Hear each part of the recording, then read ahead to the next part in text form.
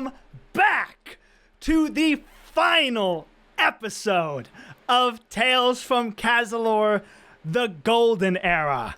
Coming at you from our award-winning seats in our award-winning tower,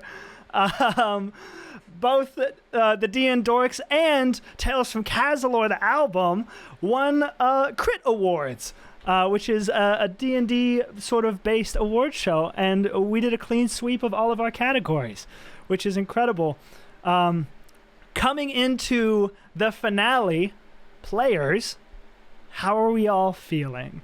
That's a great question. We haven't burned all of our resources with little fairies that didn't really matter. That is true. You we beat didn't burn my our little resources. ruse. We just burned RG. Jesus, God. Listen, we're literally minutes from retirement. What could go wrong? What could go wrong? No. Fantastic. I mean, there's really not much to talk about. We got business to take care of. So let's get straight into it, because last episode, the headliners got dropped off by Sanctuary and headed into the Lion's Den. They followed Forget-Me-Not's crystal compass all the way through the forest until eventually they stumbled upon a giant witch's hut, surrounded by fairies. Instead of running in swords drawn, they decided to send in Argy in a lone stealth mission, which proved to be immensely successful. Not only did Argy single-handedly pass a menagerie of stealth checks, he even managed to climb all the way to the top of the witch's hut and sneak inside through the chimney. Once indoors, Argy followed the crystal compass straight to Forget-Me-Not, who was being held captive in a cage. Captain Baina's sibling would soon be brought to safety. Except, we soon discovered that this person was not the famous Cazilorian spy, but instead a different Cazilorian hostage who was forced by Fairtala and planted there to, as Mike would put it, pull out all of his good person pins and detonate himself in an attempt to murder or gravely injure what was supposed to be most of the headliners. Corey Baina was still nowhere to be found. After a quick chase and evading some fairies, the headliners escaped and hopped on a new trail thanks to Spud being able to smell the scent of his owner. This path led them to an extremely well-hidden cave entrance, where Fairtala seemed to be expecting them. With no other way forward, our heroes willingly walked down into the cave towards the Grimshar, only to be met with a ginormous secret alchemical lab with Fairtala waiting inside, ready to have a little chat. And that is exactly where we pick up. Now, you guys come down into this cave, and you see Fairtala. She is pacing. Her hair is floating as if she's underwater, right? It's just always, only her hair is kind of in 0G. Clearly some sort of gift, right? Some sort of secondary effect of some gift. As she paces and turns, you see she has a crystal in her back that is glowing and radiating heat. And Fairtala speaks all around you, by the way. So many bottles, some of them huge, even for a giant, some of them huge and bubbling and broiling. And Fairtala speaks, and she says, "Truly, I am glad you all are here, and I am happy to discuss the terms of your surrender. What do you think would be the best way to go about this?" Okay, this is maybe so early, but I have to play true to character. Can I immediately make an Arcana check just to see if there's any science in here that I recognize? I know that's not the drama intro, but... Sure. Baina walks into this terrifying lady cave and doesn't care about the lady at all. He sees science. You see science. They roll it off the table. That's a dirty 20. Dirty 20. There is so much science in here. Dirty 20. Dirty 20. Everybody give me a perception check as well. Just so I can see what you can see. I'm glad I asked this. Seems like we're going to be getting more than I bargained for there. Dirty 20. Dirty 20.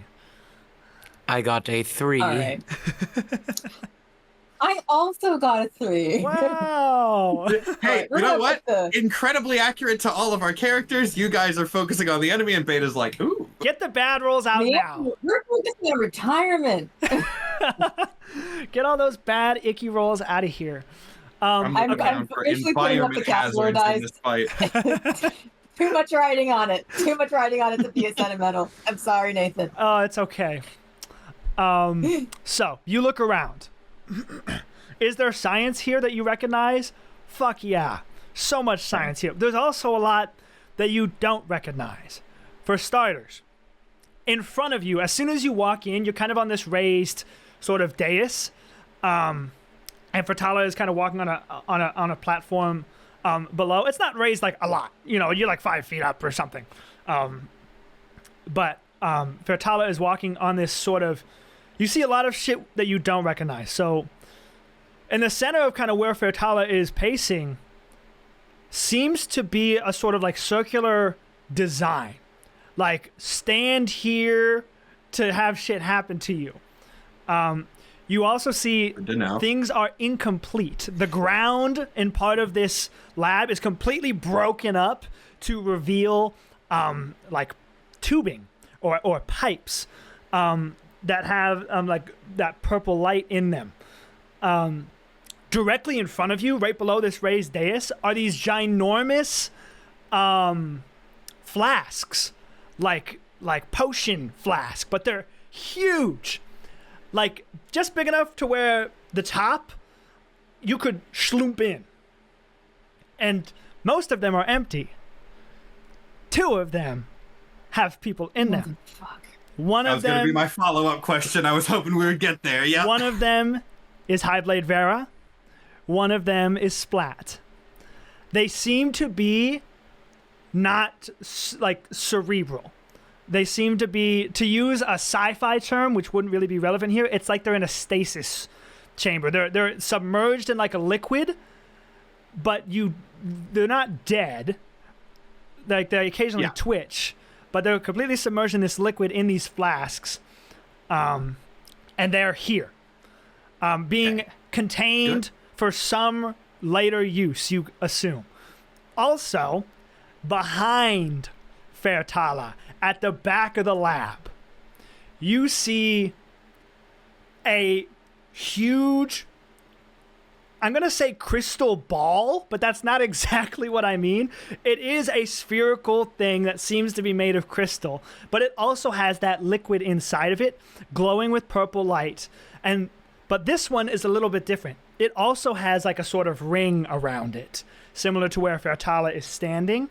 And inside, you see a person, but silhouetted in glowing light. All you can really make out is there's like a cape and they have hair. But that's that. They are in like their own special containment. If you want to intuit who that is, feel free. But got it. You don't know. Shot in the dark here. You don't know what Forget-Me-Not actually looks like. And so if you think this is Forget-Me-Not, that would have to be your call. Okay. That is everything you gain. You don't understand how any of these machinations like work, but you can connect some dots. Okay. I'll make this follow-up quick here, but from my... I don't know if I would have time to analyze this, in fairness. The person who's glowing in the weird orb. Yeah. Does it seem like the glowing is something that they are doing or something from their own power or something that's happening from the machinery around them, right? Like, is there like light going into the machinery or coming out of it? Or is that like a manifestation of the Forget-Me-Not powers? It seems to be something that's happening to them. That's worse. Okay. Bad. I was hoping the answer would not be that.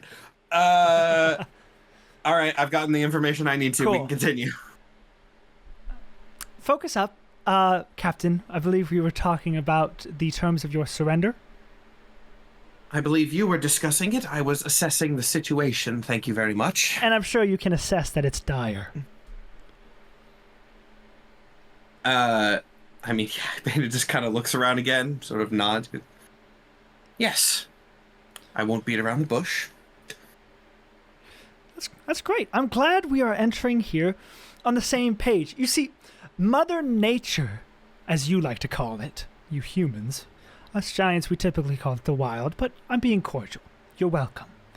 Mother Nature gifted me with a brilliant mind. So you know I've thought this through. Yes, she did, Winsome. So you know I've thought this through. And I have come, truly, to an unbiased resolution. In exchange for your surrender, I will grant Cazilor a swift and merciful end. That's it? How have you come to this resolution exactly? You are clearly a scientist. What was your experimental process? Well, I took a look at the history of this conflict, and I think it's a fair assessment to say that Cazilor can't win this war. Why draw out the inevitable? With the powers that I would gain by you surrendering yourselves over, well, I could bring all of this to a swift completion. And I think that's what's best. Speaking from researcher to researcher, I believe your theory could do with some peer review. Difference in opinions. I was worried about this, truly. You can see I've already captured Forget-Me-Not. And she gestures behind her. As soon as I figure out gift transference, I'll be able to waltz into Cazilor undetected. I could destroy the government from the inside out. And from there, the dominoes would just fall. Surely you are smart enough to see that that is the only outcome. Baina crosses his arms, immediately pissed off at this woman already, for a number of reasons. He goes, if you were truly tactically intelligent, I'm surprised that you would admit so openly that you have not accomplished your goals yet. I'm confident I will in time. But you could have had that as a card up your sleeve. Why would you give us that certainty? He's just annoyed. What can I say? Perhaps I'm overconfident in my ability to defeat you should you decide to deny my request. I mean, truly, I know you won't accept it because you're stubborn, idiotic, small-minded insects that cannot see farther than your own pride. But I find some amusement in at least pretending that I'm talking to intellectuals. At this point, Baina's going to turn around to the rest of the squad. All right. What are we thinking? Headliners? I assume we're all on the same page here, and I do, unfortunately, agree with the Grimshar that there is only one likely outcome to this. Yeah, we're not dumb, but also it just kind of seems like she's sort of been isolated out here because even her own people kind of find her, what's the word I'm looking for? Repulsive, annoying, off-putting. Repulsive, off-putting, sort of a know-it-all, but honestly not all that smart because telling us all of her plans and bragging about how she hasn't done them yet. Weird pull. Also claims to be all about the wild, but also decides to take the wild's will into her own hands, as if the wild has not existed long before and will exist long after her. I am right here. Asshole. I am right here. Oh, I'm sorry. I thought you don't listen to small folk. Oh. Well, I'm afraid one thing I cannot stand for is to be denied. And she unsheathes a sword. She goes, Oh, of course. thankfully, I have other ways of convincing you that my choice is the correct one. Bana takes out his bow and immediately in response goes, I'll be honest, Fertala. I've had an unsettling few days with some revelations about my past that you are now involved in. Right now, I have some questions for Forget-Me-Not, and you are simply a variable that I would very much like to remove. Let's do some science then, Captain. And I would like everyone to roll initiative. Woo! Oh, boy. Do not embarrass me. Oh. I need this. Yeah, oh wait, I have advantage on this now. Yes. Yeah, let me check how my initiative works now. I've just been Iron Manning myself up for these past couple episodes. I got to remind myself what all my gear is. Wow. I don't get advantage, but I do get +5. That was in that one. Thank God I have advantage. Jesus. It was cocked. It rolled off the Okay. table. I just need to roll in this one spot. I need a dice 15. box. God. 15 15's so for much better. Bane. Again. Bana's tech is coming in clutch, saving me immediately. My I got a God. 13. 13? I'll take it. 13 for Uh, energy? That is a. Oh, 17. Not bad. I forgot I had 17 for zero Winnie. initiative. Not bad. Not bad. I do have to I roll gotta put for up a blocker. Lexi and Ari. Oof. You need to stop rolling off. the Lexi got table. a 5.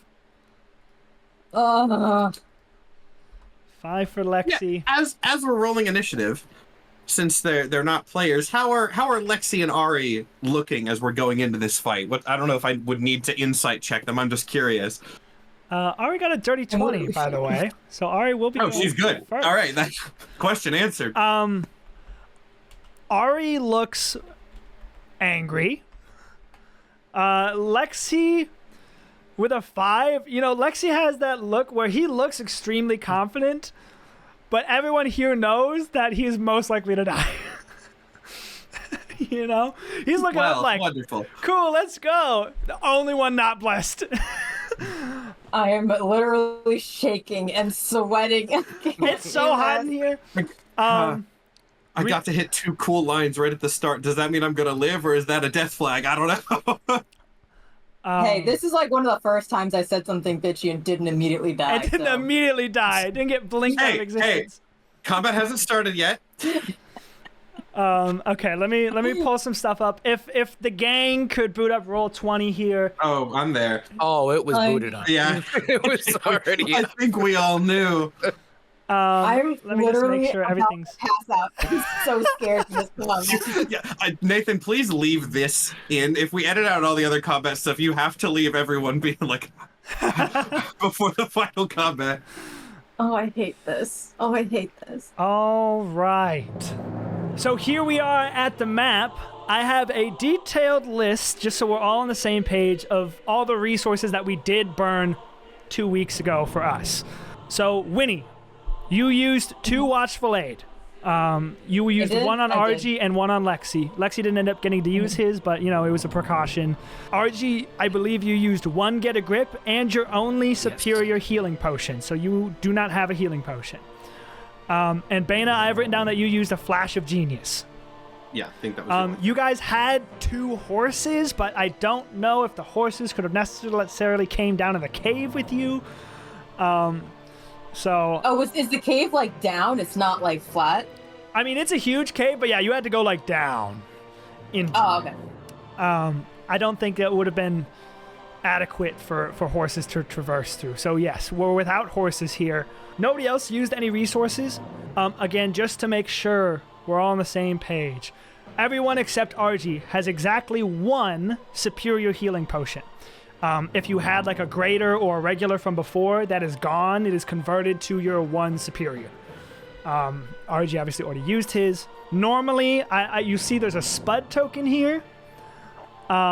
Winnie, I'll say that if like Spud will kind of do his own thing unless you tell him something, and you can I mean, I'll be loose with it, but it's also like I'm not going to give you too much. Like you can't be like, go unplug the mainframe, you know.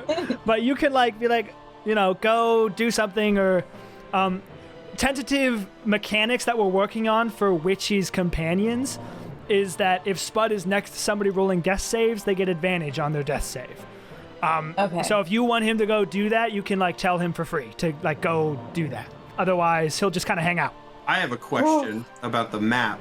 Yes. This looks to be a big pit, sort of under Fertala. Correct. I'm assuming from the fact that it is just darkness that is a don't fall in pit because you will not be coming back.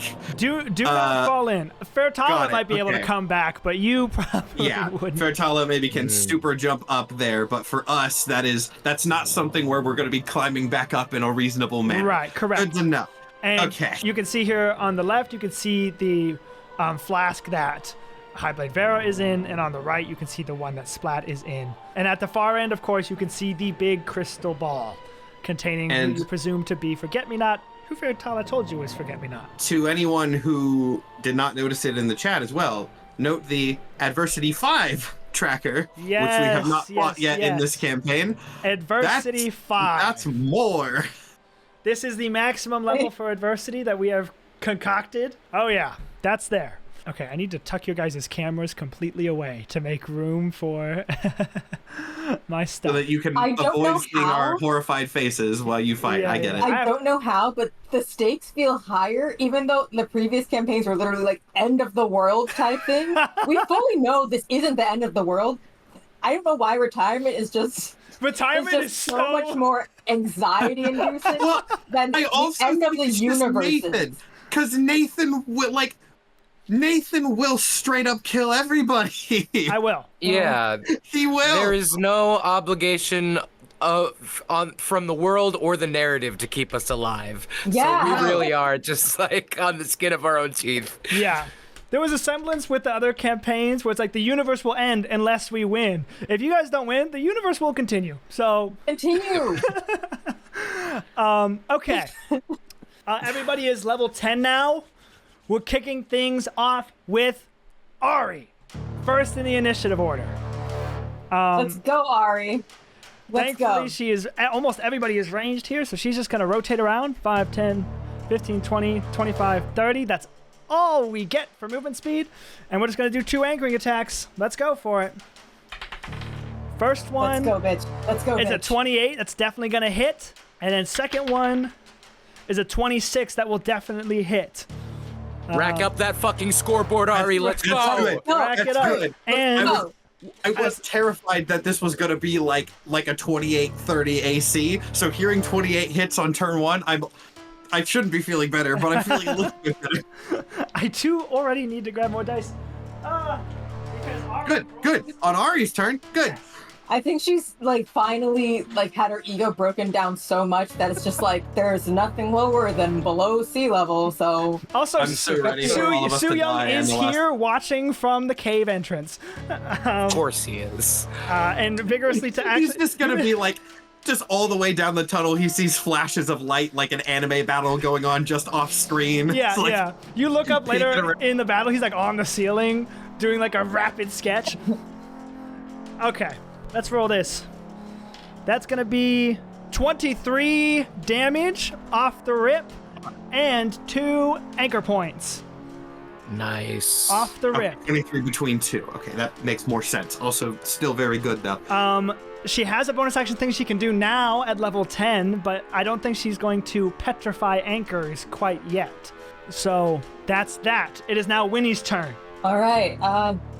I was thinking about doing this. I think I'm gonna go ahead and try it. Gonna use an anchor combo unity shot. Okay. Lead with it. All right, That so- seems good. I'm gonna throw out my little projectile. I don't think it's been used yet, so should I read the whole thing? It might not. Yeah, go ahead and read it. Yeah, read it anyway. Yeah.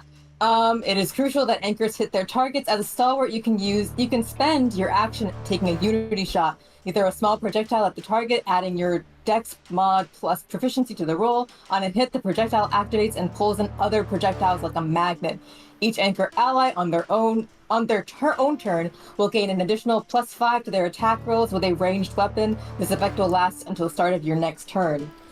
Okay, so that means It's- Bana and then Ari will get it again Yes. before my turn. We'll get an additional +5 Okay. to any projectile. Additional +5.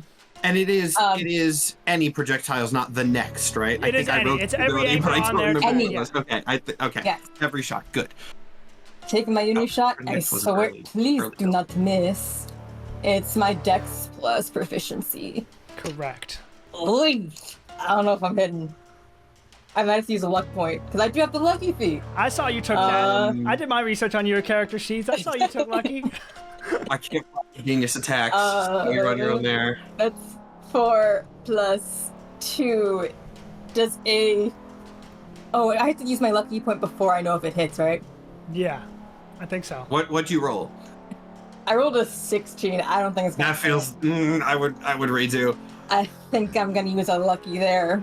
Roll better. It's not better. It's not much better. Does an 18 hit? An 18 will hit. Oh, thank God. Okay, God. now see, that's in the range where I'm Okay. actually more scared. There is a certain type of fear that comes with a boss having a high AC. There's an entirely different fear when a scary boss has a lower stat than you'd expect. Oh boy, No, I mean, She has okay. a fucking sword. That's does have a sword. terrifying. She does have a sword. So then 18 will hit. That is it's only 8 damage for my thingy. That's the completely wrong dice. I rolled a D100.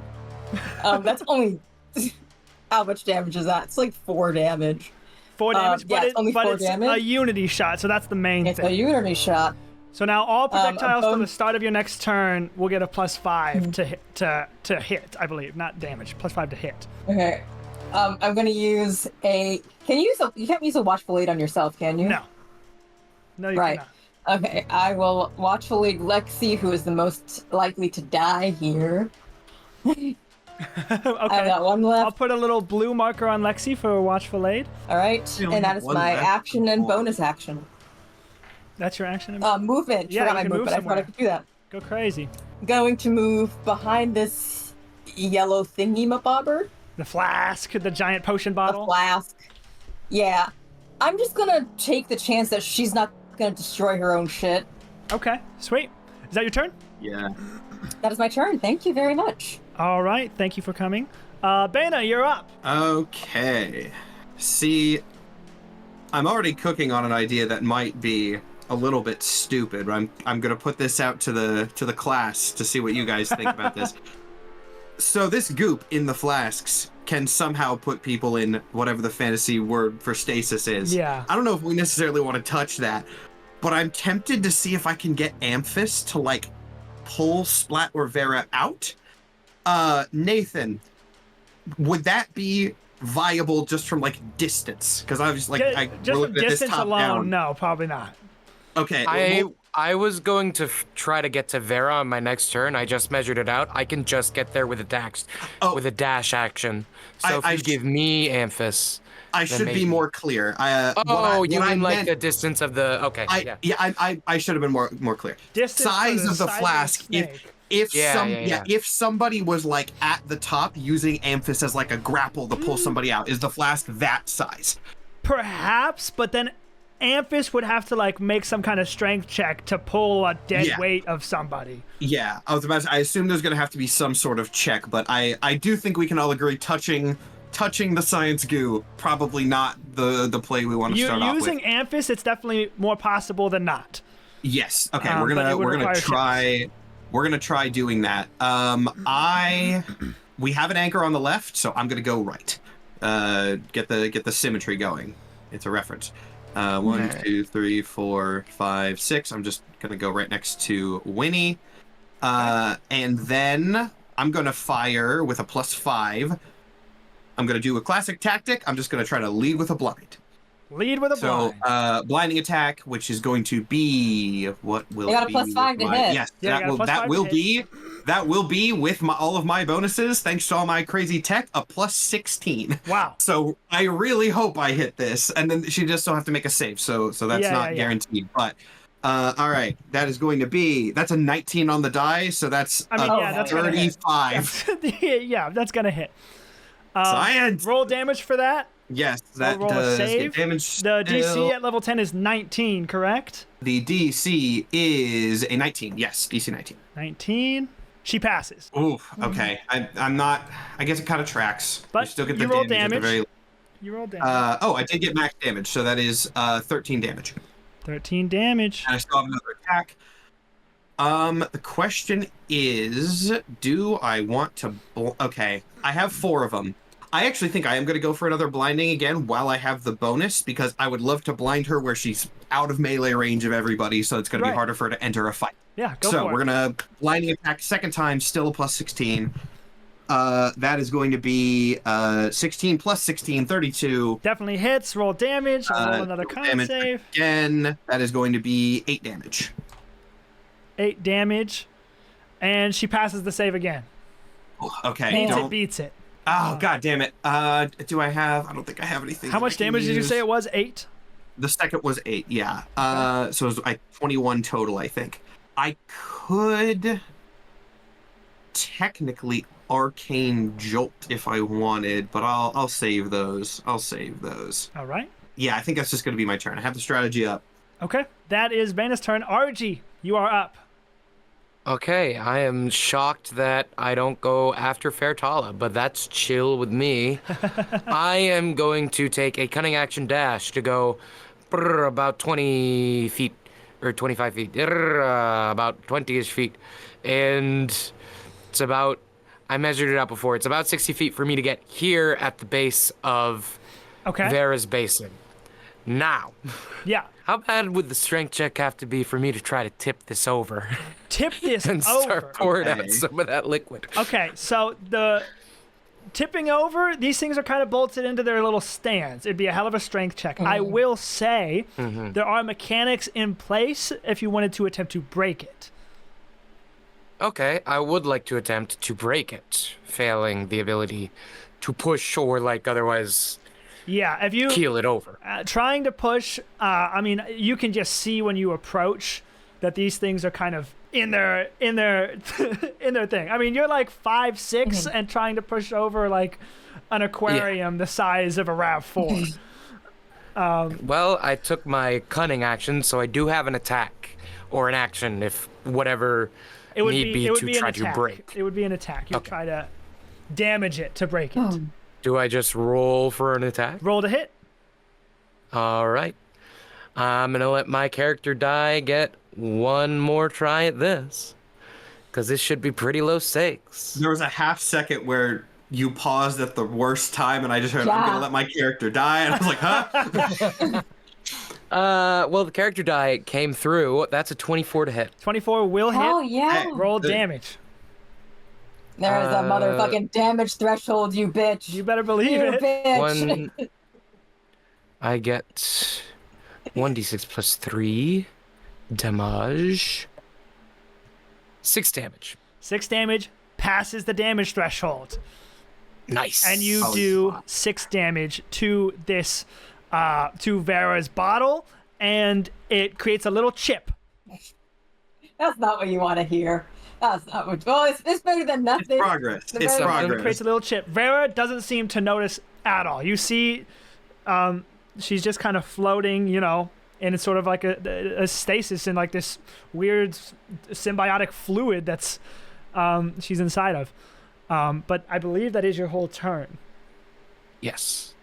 All right. It is now time. Fairtala's turn.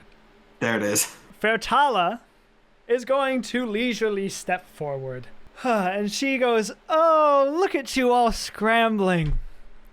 You wanted to conduct science, Captain Bana. Let's remove some variables."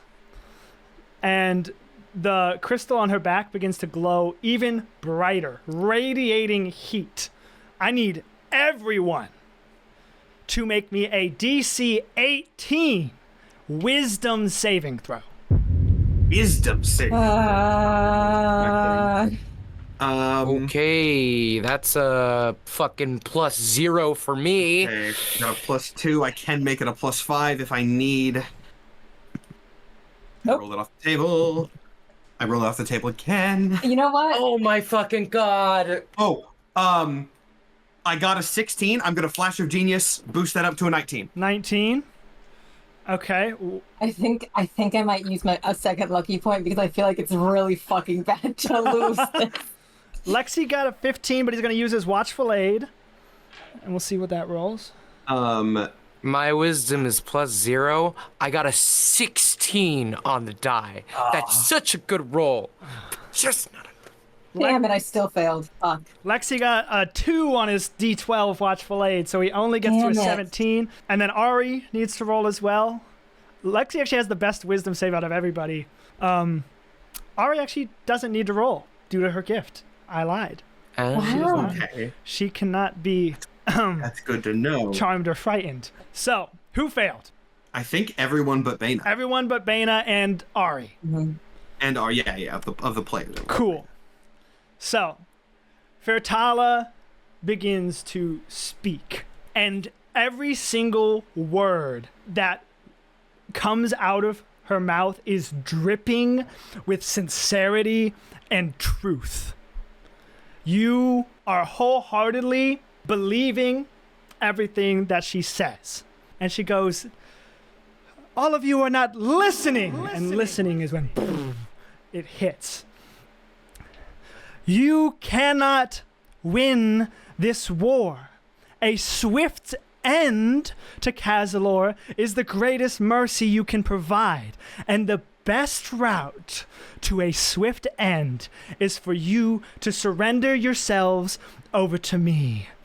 As a matter of fact, pick an empty flask and head inside.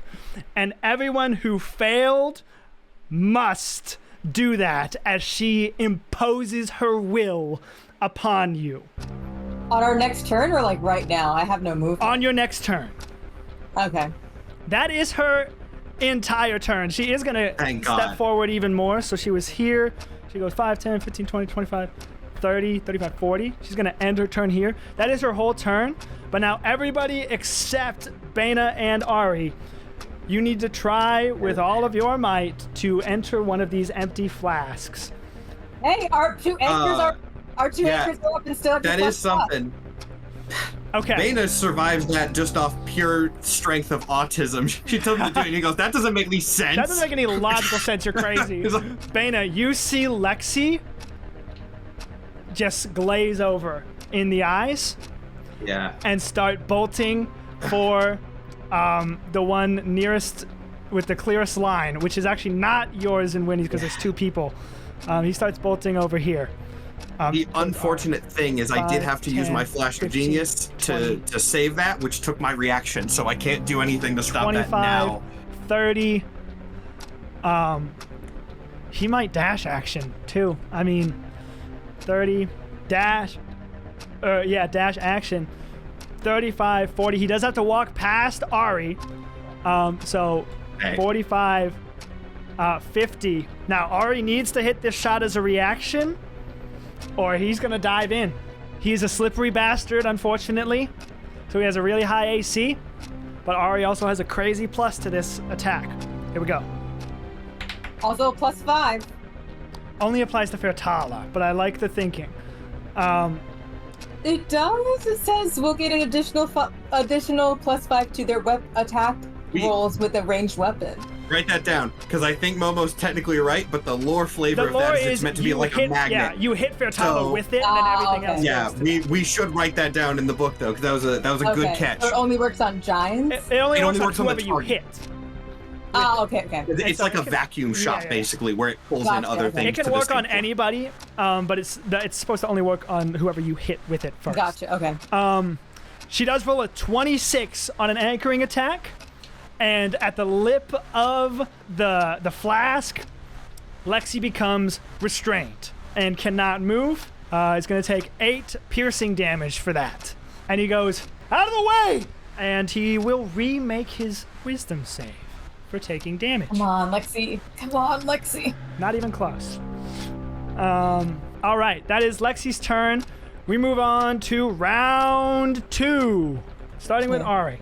I don't know if she can necessarily see RG right now where he's at to see if he's fucked up, and so she's just gonna do her job. Yeah. She's gonna 10, 15, 20, and fire at Fairtala twice. You got a +5 both times, Curly. This is your last time. Come on, believe. Plus 10 is 16, plus 5 is 21, which will hit. And then I'll roll the next one here. I don't even need to add that up. That'll definitely hit with a plus 15 total on a 16 on the die. So she's going to roll damage for both of those. 14 damage for the first one, and 11 damage for the next for 25 total damage. And that does 2 anchoring attacks. And then she is going to bonus action petrify anchor. She grabs a little flask on her waist and smashes it into the ground. The magical liquid seeps in and hardens all anchor points within 120 feet, including Lexi's. Oh, yeah. Ooh. And so they become unbreakable for 3 rounds. So I'm going to change all these. That's an over. interesting interaction we never thought about. We're learning on the fly here, but I like it. I mean, not for us specifically, but it's a cool little And I'm interaction. gonna change Lexi's to gold too. Unbreakable for the next 3 rounds. And I'll keep track of that.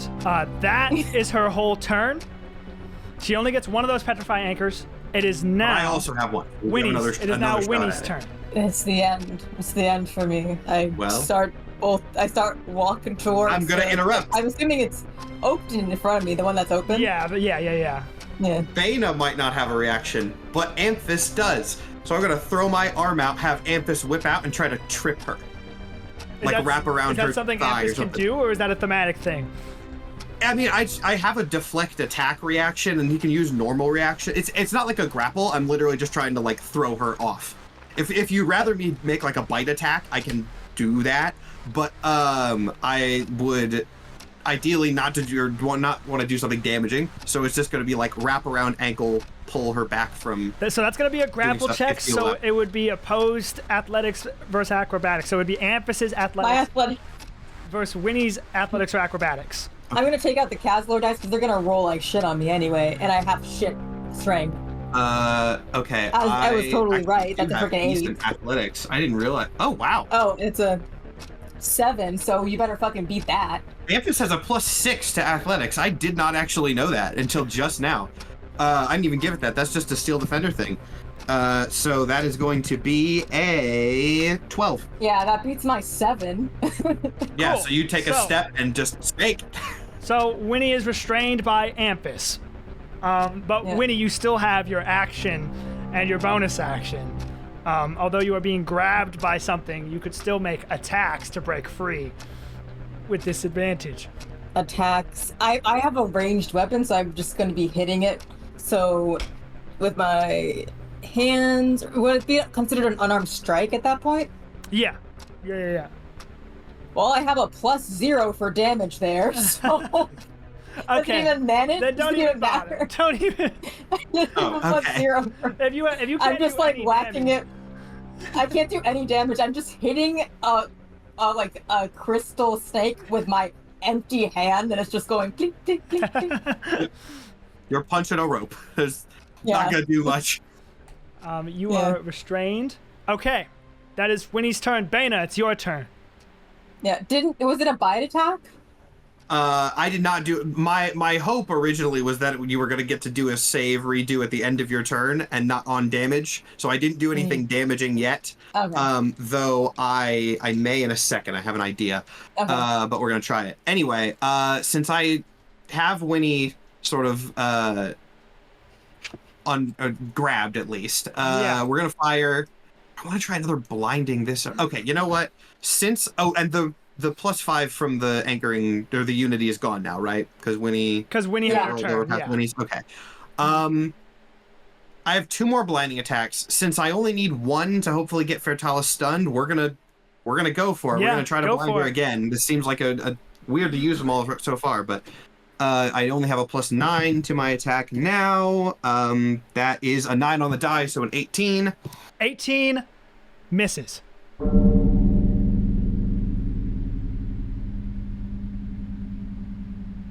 Okay. 18 Well, now Nathan. Yes. All right. I'm just going to use the normal anchoring attack now. Glancing at you skeptically all the while. 18 misses. That's lower than it was before, but it's a 17 now. I'm going to heavily assume, unless there's 17 something also really misses. weird happening. Okay. Well, then that is... Roll me an insight. Thank God, I can do something here. What is my insight? It's okay. 18. 18. I mentioned before with an insight. Also, you know what? Also roll me a history. That's much better for me. Also roll me a history. That's a 27. You think back to the battle at the Nunez estate. To the only other giant you fought with a crystal. The crystal would only glow when it was in use. Yes. Fertala's crystal is constantly glowing. And it glows brighter when she did her little thing. Okay, so it's glowing brighter than it was still. It's constantly in use. You could guess. Okay. And it seems, because you just did an attack that was very similar to one that hit earlier. And this time it didn't. Fertala, with an 18 and a 27, those rolls combined, you can assume her intelligence, maybe something to do with the crystal, is helping this. She is learning your fighting styles. She's doomsday. Motherfucker, As you she's go. doomsday. Mechanics-wise, her AC is increasing the longer the fight goes on. Okay. Well, That's bad. So, okay, it's doomsday. Great. So both of those attacks miss. no, she's not Doomsday. She's No, that fucking android from DC that learns and then takes your ability. Yeah. What the fuck is it called? It's the same thing, or similar same thing at least. Amazo, I think, is what you're thinking Amazo. of. She's Amazo. Okay, so she is Amazo. She takes powers. Fuck. 2, 3, 4. I don't know Okay, what we're so talking about, but yes. I'm gonna go. By the way, you don't have Amphis with you anymore if you're leaving. If you want. No. I'm I'm very specifically going within Amphas's range. That's why I moved that certain amount here. I'm making sure because his range is I believe 15 feet. 15 feet. Or is it 10? It might be 10. I think it's 10. I'll assume 10. I'll assume 10 because that way I don't hold things up by moving stuff. So I'll go over here. I think it is 10. You're right. So I'm gonna move there. Then I'm gonna stop because I'm gonna have Amphis do something. So my turn technically over, passing over to Amphas's turn, and I'm going to use my bonus action to command him to just bite Winnie. Okay. Go I ahead have and do that. And then, Winnie, go ahead and re-roll your wisdom save. Also, Matt, don't forget to mark down that blinding attack, even though you missed. Yes, I have one remaining. Yes, correct. Right. Okay, so let's see. Let's hope this... That's Wait, do I even have to 18? roll? Was 18? Well, I'll roll the hit anyway. Does 18 do it? 18 meets it, beats it. You are no longer under Fertala's Great. will. Do I still do damage for this attack? Yes, of course. Okay, I'm assuming yes. So yeah, that's going to be a 19. That will hit. It is going to do... Oh, that's actually not that bad. It's only going to do 6 damage. And then, because I can, I'm going to... Yeah, I'll go ahead and use one of these. I'm also going to use my Arcane Jolt. Once per turn, when my Steel Defender hits a target, I can either deal extra damage or restore 2d6 hit points to it. So, annoyingly, I only got 5, but that only does net 1 damage to you. So if this chomps into your leg, it hurts real bad, and then suddenly he glows a little bit and it doesn't hurt anymore. Cool. Like, ow! Oh, okay, that wasn't actually so bad. Oh, actually, I was overreacting. Fertala decided to try to pull science here, and I'm pulling science right back. I'm using all my gadgets this fight. Amazing. So you are up, but that is my turn. I'm back. You are back, and you are no longer restrained, I assume, by Amphis. No, yeah, I'll recall him once that's done. Cool. And I can't move farther, unfortunately, because Cazilor dies, hoping it would redeem itself. And it did! It redeemed itself. Okay, Ben, is that your whole turn? Yeah, unfortunately it is. I wish I could move farther, but Amphis goes after me, so that will be my turn. Okay. RG, you are still under Fertala's will. My only ploy was, what if the flask I tried to get into was Vera's from the bottom by breaking it, but I don't think that's gonna fly. No.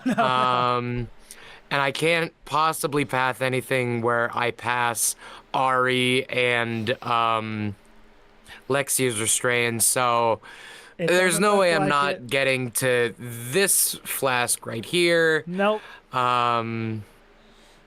Well, actually, let me measure it out. 25. Let me. 20. 25 is just over 60. So I You're- can't get in with You're a dash telling action. me that RG can't climb up this wall right here and just come around? I'm saying that he's under the influence and maybe isn't thinking with this whole toolkit. You're asking for a lot here, Mike. We gotta roll a persuasion check on the DM. You're asking for a lot here, Mike. How nice do I want to be? I want you to know my You wisdom blew him up last modifier. episode. And he My was- wisdom literally blew him modifier up. is zero. That I'm not getting out of this. At least let me solve.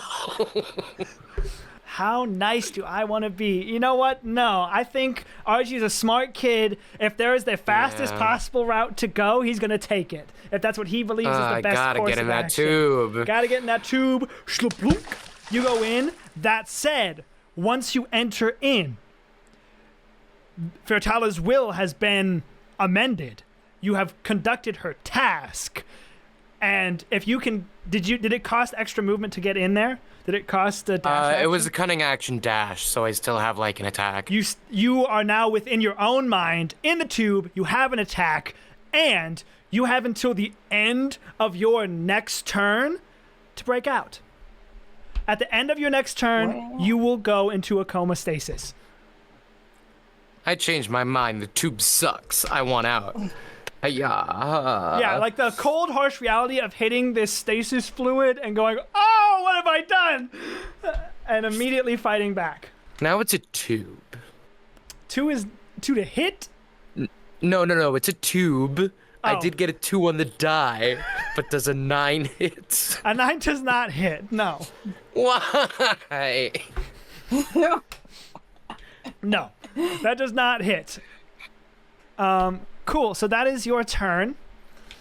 RG's in the tube. Good. Removing some variables, just as Fertala would have wanted. I believe that's your whole turn. Roll that line from me. It is now Fertala's turn. Once again. And she does not recharge that, does she? Let's Say find- no. Let's find out. Thanks for reminding No me. way, that's her own Thanks for thing. reminding me. No. Yay! It only recharges on a 6, okay? All right. Fertala's turn. What a breath weapon. PU. You. Am I right, Lee? Cool. She's What a just gonna- time to bring that bit back. What a time. We're coping. We're going to step in here. 5, 10, 15, 20. She's going to kind of place her foot up on this ledge to gain access to both of you. To both. Doesn't she have 5 anchor points? No. Bana missed both of his attacks. She got stronger. Cool. Oh, damn. Yeah, you're right. She has 4. And she wields her sword and goes, "I was supposed to work on more of you, but I can eliminate some variables on my own." And she's just going to start swinging. Primarily at Lexi, because frankly, Lexi isn't blessed. She doesn't really need him in the flask anyways. It'd actually just be more of a hassle to replace him with someone who's actually blessed. So here we go.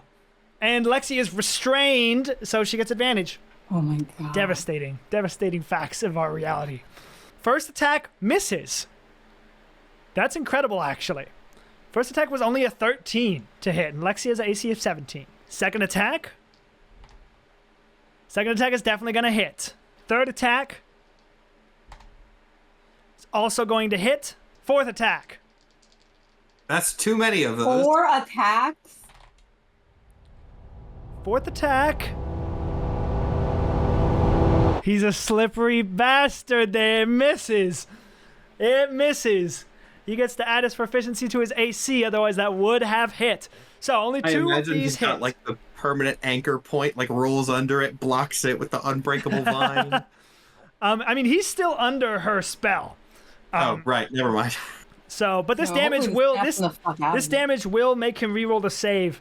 So Lexi is going to take some damage. Where's my d6s? First attack is going to do 22 slashing damage. Wish we knew if that was higher or lower. Second than that. attack is going to do 18 slashing damage. Okay. And he's going to roll a wisdom save for both of those. First one fails. Next one passes. He is no longer under Fairtala's will. Nobody now is under Fairtala's will anymore. Everyone has Got an extra guy in a tube. broken from that. And he comes out of his glazed appearance. That is Fairtala's action. She can't bonus action break an anchor point because currently they're unbreakable. So that is that. That is Fairtala's turn. It is now Lexi's turn. He is in an unbreakable restraint right now. So that is unfortunate. Lexi's going to shout out and go, guys, I can't move. And then Ari is going to shout to you, Captain, and ask if she should dismiss her petrification. Ooh. No, wait. Oh. Teacher, I think there's homework. So even though he can't move, does it mean he can't take any actions if you're restrained? No, being restrained, Or he can take any still make attacks, just with disadvantage. And all attacks against him have advantage. So he could use an anchor unity shot. He and could. Get +5 strong anchors. He could. Allegedly. Indeed, he could, Allegedly. but he would also be stuck here for another 2 rounds. Yeah, I think it's more important that he's stuck and Fertala is stuck than anything. See, here, if we're really wanting to be tactical here, Mm-hmm. what I would love is for me and Ari to both just keep firing like blinding shots, trying to get stuff off there. But I don't want to yell that across the battlefield. Keep it up. Keep it up. If we can get her, it's risky, but at this point, I mean, It's far to play riskier to devil's have her advocate, open. if you're going to have Lexi fire with disadvantage with Fairtala's AC climbing each round, I don't think he's hitting shit. yeah. Bana has to make the call here. Okay. Even if you, and I'll say, Bana would recognize this, being able to restrain Fairtala and restrain Lexi, you are going to be restraining them within range of each other. So it's highly probable that Lexi will be the only person that Fairtala can attack every time she gets the opportunity. Here's the thing that I hate about this, and this is very much the battlefield triage that we were talking about Splat right now. If we can lock Fairtala where she's at, that opens up a window for us to get the other 3 people out of the tubes. If she's stuck there, she is out of range of everyone else who we're trying to free.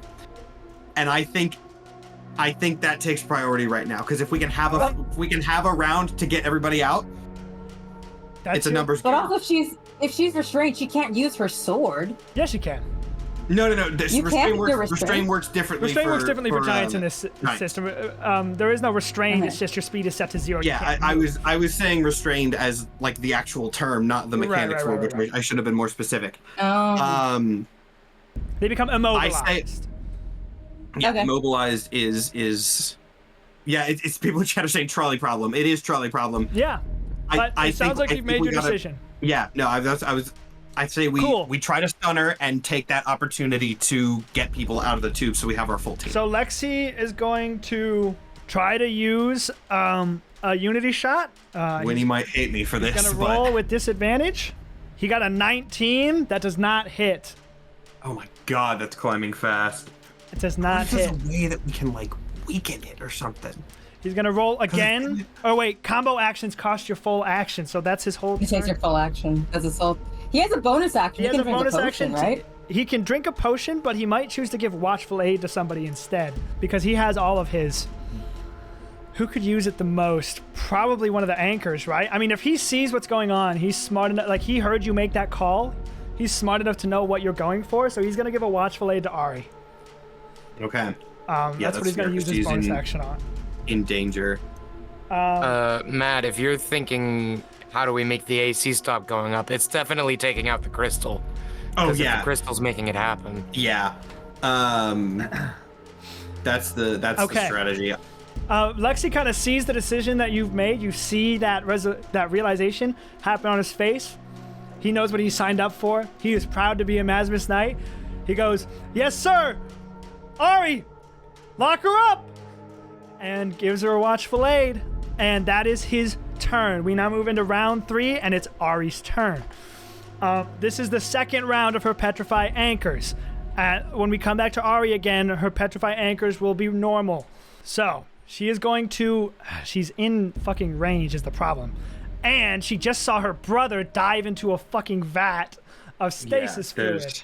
What to do? I mean... Man. The captain... From the tube, RG yells, "Ari, do your job, please!" I was going to! And she is going to back up and take the opportunity attack because she just needs to back up. 5, 10, 15, 20, 25, 30. That is not a lot of movement. But that's what we got. Fairtala gets an opportunity attack. I gotta give props to Nathan. I hate to say this, but this is a very good execution of a boss fight that only has one enemy, but a lot of priority splitting. Thanks. It took a lot of time to figure out. It's stressful, but this is cool. Cool. She gets hit. She does indeed get hit by Fairtala's attack. And that's going to do 20 slashing damage. And now it's Ari's turn. She's going to make an attack. 24 will most certainly hit. We're going to roll another one. Okay, we got the one, though. That's good. That's what we needed. That one's a miss. So she gets the one more, and Fairtala is immobilized for now. That does damage. It's going to do 2d8 because she's a Colossus Slayer. Slay! That's 9 damage to Fairtala, and she is immobilized for the moment. Winnie, it is your turn. All right. Remember to tell Spud to do something. Yeah, don't forget to tell Spud to do something if you have something you want him to do. I think I might do it at the end. But, God, I'm going to make a wild play. I think I'm going to use an Eyes on Me, even though there's no climber in effect right now. Okay. Because I want her attention on me and not on Lexi, the only person that can't move. Okay. I like it. I like it. So you have to make a check for this. Yes, I have to make a Persuasion, Deception, or Performance. I'm going to go with Persuasion, Deception, because those are my better ones. And I'm going to play to her arrogance and call it the fact that I don't think she knows shit about me. Okay. You don't think she knows shit? So for Tali, you want me to give up my power, but do you even know what it is? Oh, I know everything about your power, darling. Do you? The one who can talk to plants, correct? Oh, sweetheart, do you think that's all it is? You think I got this far only being able to talk to plants? You're smarter than that. Come on now. Is this a deception? is this I'm pretty sure that's it. yeah, it's deception. Deception okay. So roll a deception. All right, I'm really begging for a nat 20. Opposed with insight. Smart. I know. I'm really... All right. That is an 18 plus 7, 25. 25. Do we want a flash of genius that as well? I only have 2 more, but I can get it to 29 if we really wanted to hit. It's your call. Gotta make it before I roll. You know what? I like where Momo's head's at here. If this works, this could definitely save Lexi. So let's throw all the resources in. I'm gonna use another one. Plus 4. That's a 29. Okay. I'm gonna roll. Fairtala is focused on you. She turns. Yes. She goes, "What secrets do you possibly think you could keep from me? Get these damn anchors off of me!" And I'm gonna use. I have no action, but I still got movement, so I'm gonna skedaddle away. She turns to you. Do the thing from Princess Bride where you just turn and book it. Yeah, I literally am sprinting away. I only have 30 movement, but hey, it's something. It's something. I'm also going to, as I am running away. Oh man, I clicked the wrong button. That's embarrassing. As I'm moving towards, man, there's really no good way to run. Oh man, I don't want to back myself into a corner, but like this, I don't want to get thrown into the emptiness. So No pressure. It's just retirement on the line. Retirement is on the it's line. just retirement on the line. Pension. Your pension. Think about your pension. Your pension. I mean, I could actually, if I go back to here, I was right here before, right? Yeah. How close to the exit can I get? And I mean, well, obviously I'm right gonna now tell- she can't move anyway. Yeah, The right goal now is she just to can't try move. to keep her focused Can she on. move? Can- No. She's I been thought she- immobilized right now, as of Ari's turn. So just the turn before She's you. immobilized right now. But okay. the hope is, I thought we were just trying to get her to not attack. Oh yeah, the that next is also the thing. Yeah. So yeah, I am going over here. She. And You go over here. I will say, if we want to be really strategic, Yeah. Whoop. she is immobilized, but she also has a sword. And I know from Masmus training, I wrote the book, that she can cut non-breakable anchor points. So technically there is nothing stopping her from attacking, cutting that one, and then sprinting after you. Yeah. So just be wary of that. She could do that. She would lose an All right, attack in the process, but I could fucking be a baller and get closer. It's your call. your call. Yeah. I don't know if there's a benefit to being Nah, there's no closer. benefit in that. I'm just gonna stay where If I am anything, at that I think point. it might be worth trying, like, working on getting Splat out. I think a healer would be very good to have right now. That's what I'm gonna Yeah. try to do, but I think it's gonna take me 2 turns to get there. I feel pretty confident that I can pull somebody out because Bana actually has crazy strong strength. So if it's me and Anthus' strength combined, we can probably yank somebody out. It's a fun it gonna fight. be? I'm tense, but I like this. What's it gonna be, gang? You know what? I think I'll give her a flower. I'll give her a flower. I'll blow one down to her. You're gonna give her a flower? I'm gonna give her a flower, blow one down to her. Cool. I'm gonna have it implant itself in the ground. She stomps on it. All right. Well, you could have learned more, but I guess knowledge isn't really your thing, is it? Is it just being a bitch? How dare you? You're up next, sweetie. Oh. So are you moving anywhere, or are you just staying where you are? Like, moving is only gonna fuck me up further, honestly, at this point. It's either gonna corner me. All right. I'm already fucked. She's coming for me either way. All right. She's got reach. It is Bana's turn then. Okay. First off, movement situation here. I am assuming, but again, this is one where top-down perspective. Technically, I am within 30 feet of this, but I'm assuming that I would reasonably have to go around. Can I use 30 feet of movement to get to the top of this? I mean, you by, have to like, go jumping over around. this? Yeah, you can't just I- walk on air.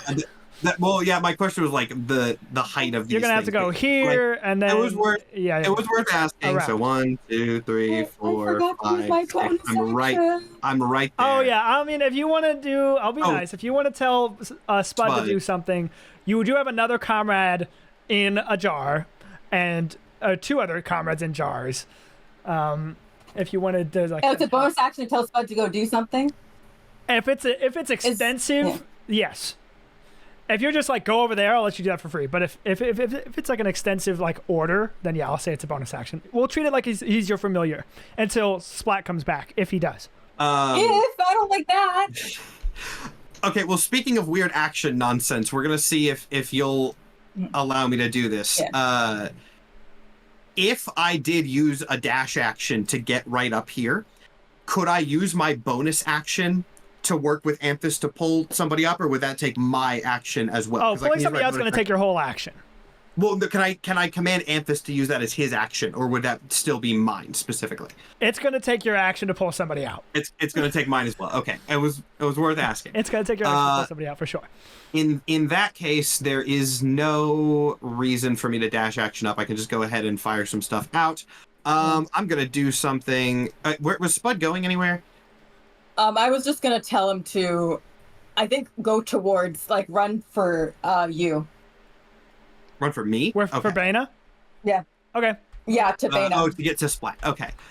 He's running.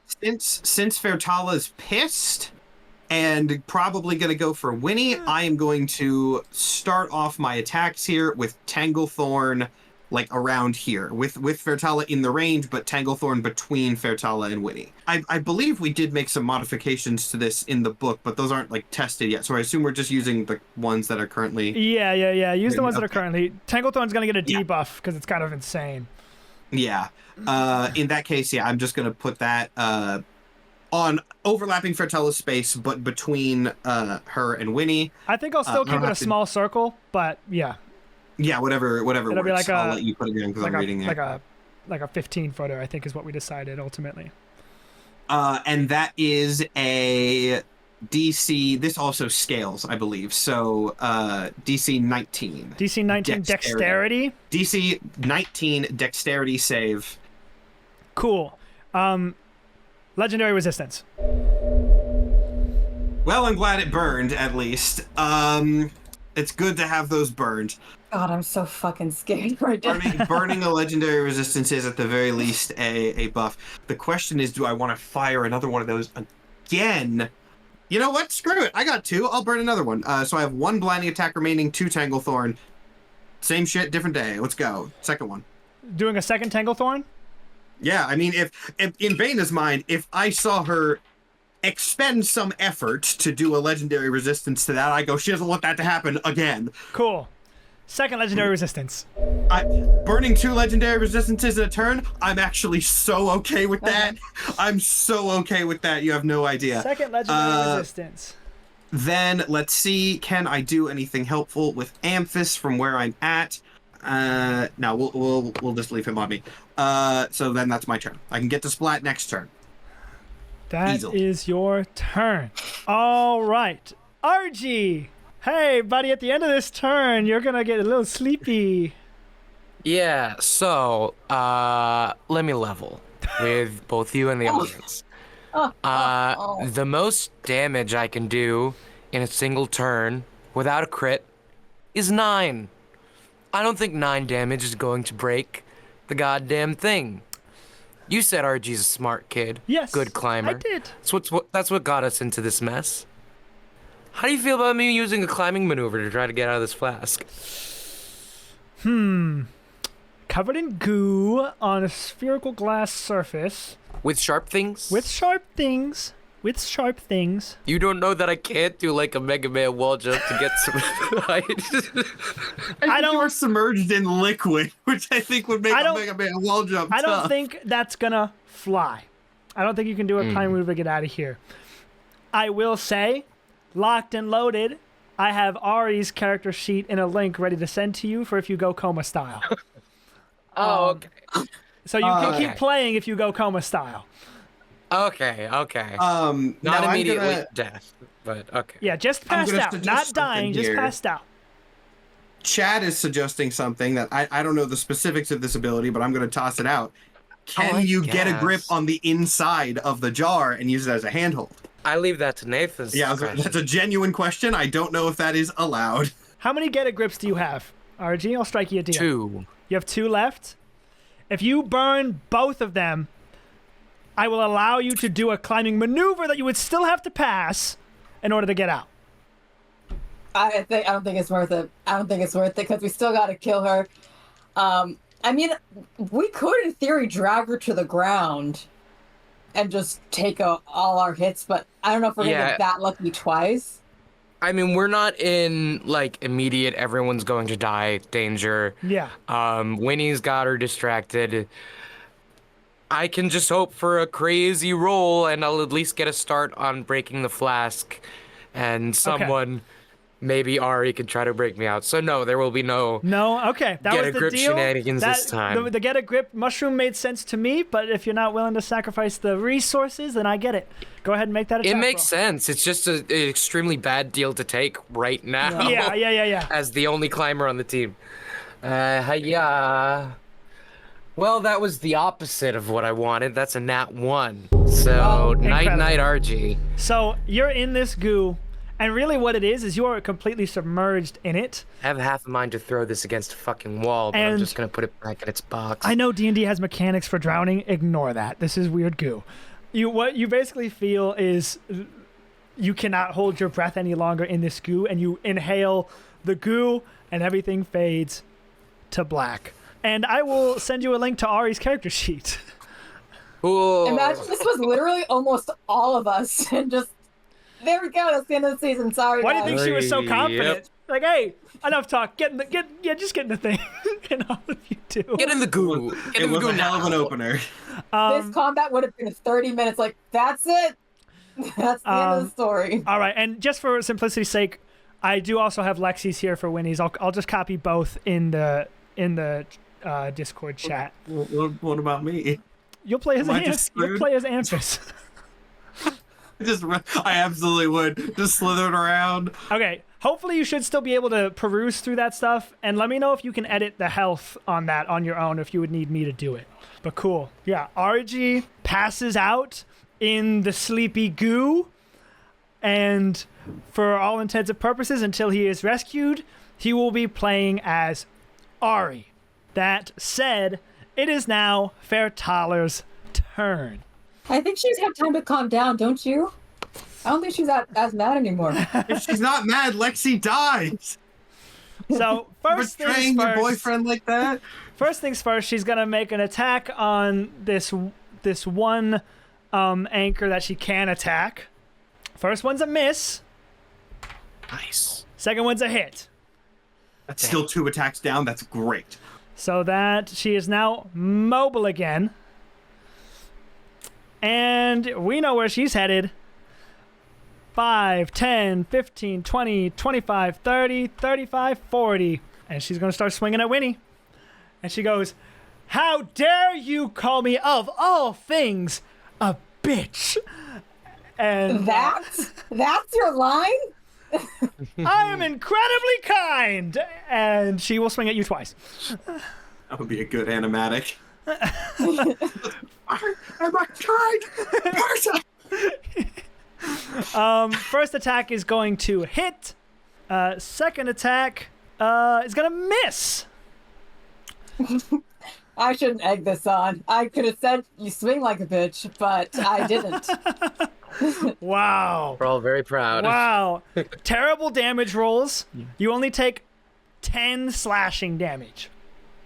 Oh, that's for 1 turn from a giant boss? That's incredible. Like, oh, sweetheart. That self-esteem speaks for everything.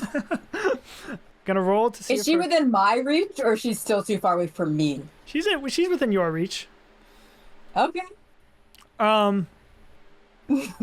That is her turn. It is now Lexi's turn. He is still restrained. Can't really do much. He's going to attempt to do, I guess, another unity shot. Yeah, with I disadvantage. didn't hit her. I didn't hit her with mine, so I Actually, didn't wait, lose her it might not anything. be it might not be good to do a unity shot this turn. I'll yell this out to him because next Why turn I'm not? going to be trying to grab Splat, so I wouldn't be attacking and it wouldn't get optimal. But I still think if we can have more anchor points on her personally. I'm gonna be going for anchor shots. Definitely. As Ari, yeah. Yeah. Oh, as our okay. Yeah. All I right. was so confused for a second. I was like, "How is RG?" That makes sense. Cool. Okay. All right, go for it. He's gonna roll for that. And you know, we have more. He I was got a thinking they nat only had 2. 1. And Damn. another ability of Fertala is now revealed. She Uh-oh. is going to capitalize on Lexi's failure. As he throws a unity shot, she, even though she's not looking, kind of looks over her shoulder, grabs it out of the air, and throws it back at Lexi. The damage happens to him, and the effects happen to him. So what that means is people get a +5 to hit him, but because they're not going to be trying to hit him, they'll get a It's a -5 -5 to hit Fertala. Her. Okay. Well, Fuck. maybe it's okay. Now what I said earlier kind of works out because I wasn't going to be shooting anyway. And he's going to take 4 damage from that. And he goes, "Ah!" And it's like on him. He's like, "What the fuck? Guys, watch out! The unity shot's on me!" Now we just had RG. We got to get RG out of there now. He's going to No he's going haters. to bonus action give a watchful aid too far away. And he already gave one to Ari, so he can't give a watchful aid to anybody. So that Does he have no bonus actions as a fighter? he's a samurai, remember? He doesn't get shit. Oh, this. Can't he they can- still second wind? Oh, to he can give bonus you? action drink a potion. Let's say he does that. He is at half health. So he'll drink a Yeah, let's superior. get him up there. He'll drink a superior potion. I don't have near enough D4 for that, so I'm just gonna type into Google. 8d4 plus 8. That's gonna be 34 healing. That's a nice healthy dose of Good. healing for Lexi. You really did set this man up for failure by making him a samurai. They get nothing. This is the most useless fighter. He most useless. I like it.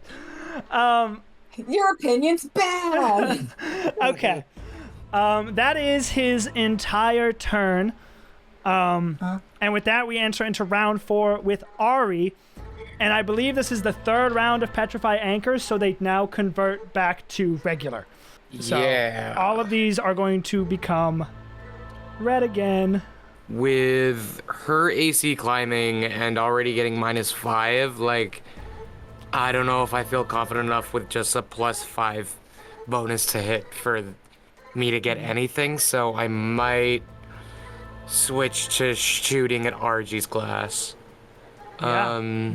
Understand. Well, do we want RG or do we want Vera? Just like on a I would say I go mean- for the one that we're most likely to get out. The one that RG's in has already been shipped a little bit. No, So I RG would missed say- No, his the one own. that Vera's in. Vera's Oh, in. there is the one that's been shipped. Oh, yeah, then you're in right. that Let's case- get Vera. Yeah, let's. I know it's a big Go for one ask that has for the highest roleplay odds of wise for you to success. shift to Ari, but yeah, make the call that she would RG make. told me to do my job, and I gotta get someone out quick. So, All right, structural integrity on Vera's is bad. all right, go ahead. It's an 18 to hit. 18 will hit. Go ahead and roll damage. You do not get to What add is your a Colossus damage? Slayer to this because it's an inanimate object. I'll kind of remind you on some of Ari's stuff just so, because it's a new character sheet, a level 10 new character sheet in the middle of combat. Nice. It's a 7 on the die, +4 for 11 damage. 11 damage definitely beats the threshold, and cracks begin to appear in Vera's bottle more prominently. And Ari gets 2 attacks. 2 attacks, Correct. correct. She is a Let's ranger. do it again. That is a 16 to hit. 16 will hit. Go ahead and roll damage once more. Ari came to fucking play. That is 10 damage. 10 damage beats the threshold, and the cracks splay even further, but it is not broken open yet. Fuck. I don't think she has any other actions. Those 2 attacks will be her action. She doesn't really have any bonus action stuff aside from Petrify Anchors, which she already used. And so I think that will be it for Ari. Yeah, in that case, we're chilling. Chilling. Do Stay you want here. to move anywhere? You don't want to go anywhere? Chilling right where I you don't are? think we'll stay here. Fairtala is all the way over there. Actually, you know what? I'll move somewhat. I'll move. Just gonna get over there, you know? In the event that Fairtala starts stomping over here, just get a little distance. Cool. Also, I forgot that Lexi's anchor now just turns to regular restrained, and he can now cut it away. Or I think it's make a strength check to break free for that. Let him have this. Let him use his little boomerang sword to cut it away. He doesn't get to do melee attacks anymore. Let him have this. This is true. But it's not his turn yet. So that is Ari's turn.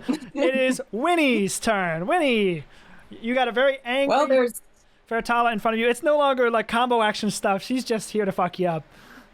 now she's just angry. No, she's just angry. Like, you know what? I might be able to reap the benefits of eyes on me without needing it. So I'm just gonna look her in the eye and be like, "You're the least of my worries," and fire at Vera's tank.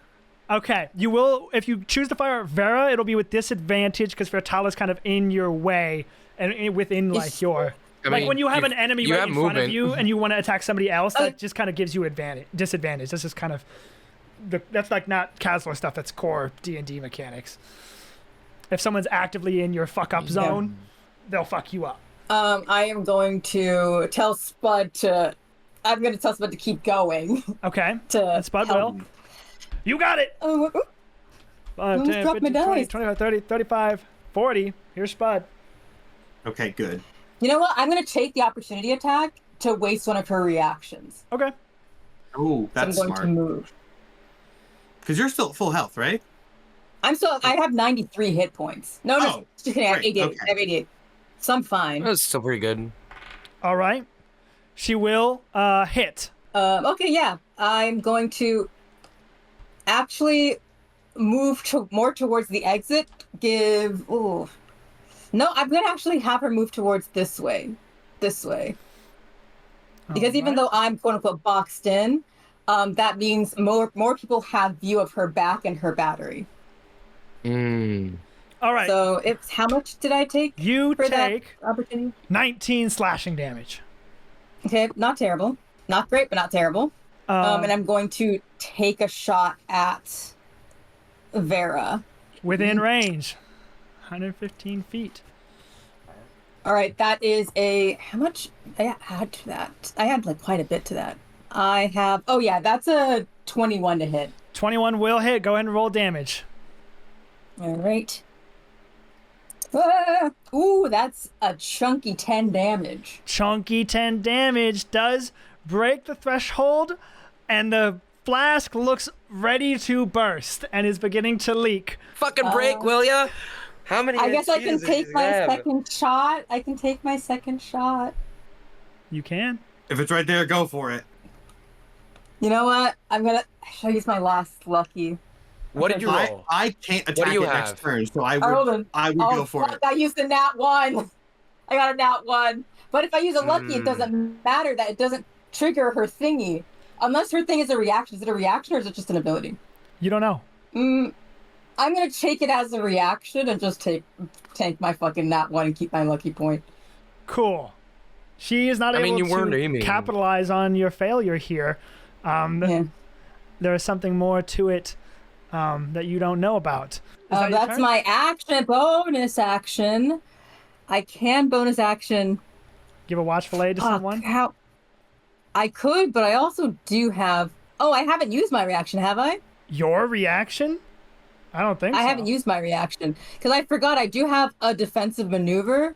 As a reaction, I have parry. So if a creature damages me with a melee attack, I can use my reaction to expend a superiority die and reduce the damage by the number I roll plus 2. Okay, go ahead. My superiority die is not a D8 anymore, is it? It might be a D10. I don't know. It's a D10. I've been rolling a D8 this whole fucking time. That sucks for me. It is a D10. All right, I took 6 less damage from that. Cool. Heal and yourself I don't think that is a bonus action. That is just my reaction. I get to not have as shitty hit points, but I can use a... Fuck. I can fucking rally my compatriots. I think that was a fucking baller move to just, like, tell her to her face she's not my problem, and then fire at someone else. So I'm going to use a rally for that. Everyone gets... everyone that can hear me, can see or hear me gets temp HP equal to my superiority roll plus 3. So that's 8, but 11. 11. Very nice. Yeah, and that's my action, bonus action, and reaction, so... Cool. So Lexi, Ari, Bana, does that apply to yourself too? Yes. All of you get... I hope I can see and hear me. All of you get plus 11. It does not apply to anybody who is currently in the goo. Yeah. Also, it's Spud would get a plus 11 just in case. Hey, I don't know what's going to happen. Spud would also get a plus 11. I don't even know where his stat sheet is. I have to find that, by the way, because I should kill that dog. No! But that's for another turn. That is your turn? That is my turn. All right, Bana, you're up. Okay, well, I know exactly what I'm doing. How exactly are we going to do this? I step up to the lip of this tube. Amphis coils around my arm. Wrap around, pull him out. What's the rules here? Cool. So, this is going to be some kind of strength check. I know you have fucking freak ogre strength gauntlets or something. Yeah, I made myself super gauntlets. Amphis does not, and ultimately he's the one that's holding on to Splat, not you. I don't doubt that you can pull them out, but Amphis is going to need to make some kind of strength check to be able to hold on. Can it be athletics? No. It's going to have just to be raw strength. Okay, raw strength is not quite as good, but I will do what I can. Let me see before I do this. I can use Flash of Genius on it, so I can get this up to a +6 if necessary. So just raw strength from Amphis with no bonuses is going to be Oh, that's a 6. That's probably not going to be anything, even with my Yeah, you dip with my Amphis power in here. there and pull with your fucking ogre strength gauntlets, and his teeth just come loose from Splat's clothing, and he can't do it. Can I reach Splat from up here? No. Just myself? Okay. And was that just the whole action? Is that just it? That would be your action. What if you tried to use your freaky strength ogre gauntlets to push it over? I mean, they're super heavy, but at this point, it depends on if that takes my whole action, just what Nathan allows me to do. Because, like, maybe could I bonus, now that I'm up there, can I bonus action order Amphis try again on Amphis's turn? I already previously stated that it's gonna take your action to pull him that's out, what I because getting figured. him out Okay. would be a serious game changer, and so. Oh, okay. I have no idea if this is going to work, but we're trying something in the spirit of trying stuff. Okay. I know that hurting people jolted them out of Fertala's control with the previous ability. Uh-huh. Bonus action order Amphis on Amphis's turn. Jumps in again. I'm biting him. All right. Go ahead. Roll Let's a hit. go. With- Let's go bite him. Or with I'm going to bite advantage? Splat. Roll a hit With advantage, okay. That is going to be I always forget where this is. Okay. 19, I think. 19 will hit. 19 will hit. Okay. If there's a reaction to this, I'm going to use my my arcane jolt again to do the healing. But that will do a decent enough amount of damage for what this is. That will be 9 damage. 9 Please have a damage, reaction. Please have a and reaction. he Please does do not seem something. to react. Okay. You know what? Screw it. Just for the sake of I am going to get him out, I am going to go ahead and arcane jolt to heal that back up. Once again, I hit 8, so that bite only did 1 damage. Okay. Not a very good turn. Basically nothing happened that whole turn. Cool. Yeah, that was bad. That was bad. I won't lie. Moving on. That wasn't the best. Archie is unconscious, so it is now Fertala's turn. A lot of people very far away is the unfortunate part. Winnie's 35. Winnie's the only one close enough to kind of fuck with. And I have become really good friends with her You've over the become last really minute. good friends with her, so Yeah. she's going to stop over 5, 10, 15, 20 and goes, you know, having your gift would have been nice once I figured out my experiment, but I think I'll be fine. And first, she's going to attack one of her anchor points. That will break away. And then she's just going to wail on you. So here we go. Dirty 20 will hit for the first attack. Second attack, 23. That will hit. Third attack, Dirty 20 will hit. So, we're going to roll some damage here. First one does 13 slashing damage. 13 slashing damage. Next one does 14 slashing damage. 14 slashing damage. And the last one does 16 slashing damage. I'm still up. I'm still up. What's your health at? 38. 38. And then bonus action at the end of her turn to break one of these anchor points. Just barely, she does not. Okay, thank God. All right. Not too much happened that round. That was a stall round for pretty much everybody. Aside from Fertala getting slightly stronger as the rounds go by. That is Fertala's turn. It is now Lexi's turn. He is going to use... it's either a strength check to break free. Yes, it's a flat strength check to break free, or he can attack it. Either way, he has to hit a 19. What's his strength? Okay, he's going to try to attack it. He's going to take his boomerang sword and use it as a sword instead. Has to hit a 19. First one is a miss. Next one, ooh, is an 18, and will also miss. He does not break free from the restraint condition, and he's too far away to give bonus actions to anybody else. Oof, that is... He got so hard stuck on turn Okay, one. he's going we to- soft locked Lexi. He's going to action surge, and then he is going to inspire valor, which is a stalwart ability you gain at level 10. He's going to inspire valor, and he's going to be like, come on guys, we got it! You can do this! and he's going to do offensive. So everyone gets plus 10 feet of movement speed, plus 2 to all damage rolls, and advantage on all attack rolls for 1 minute or until he loses concentration. But nobody's near him right now, so hopefully that won't be for a while. So everybody make note of that. I'm gonna put a purple dot on everybody that affects, so we can kind of remember that you have these bonuses. Bana, you already have a purple dot. You're getting an orange dot. So don't forget that extra damage, and don't forget your advantage. That now is his whole turn. He's kind of just succumbing to this fate of not being able to get out and is deciding to embolden his comrades. And as we enter into round 5, I think we should take our break.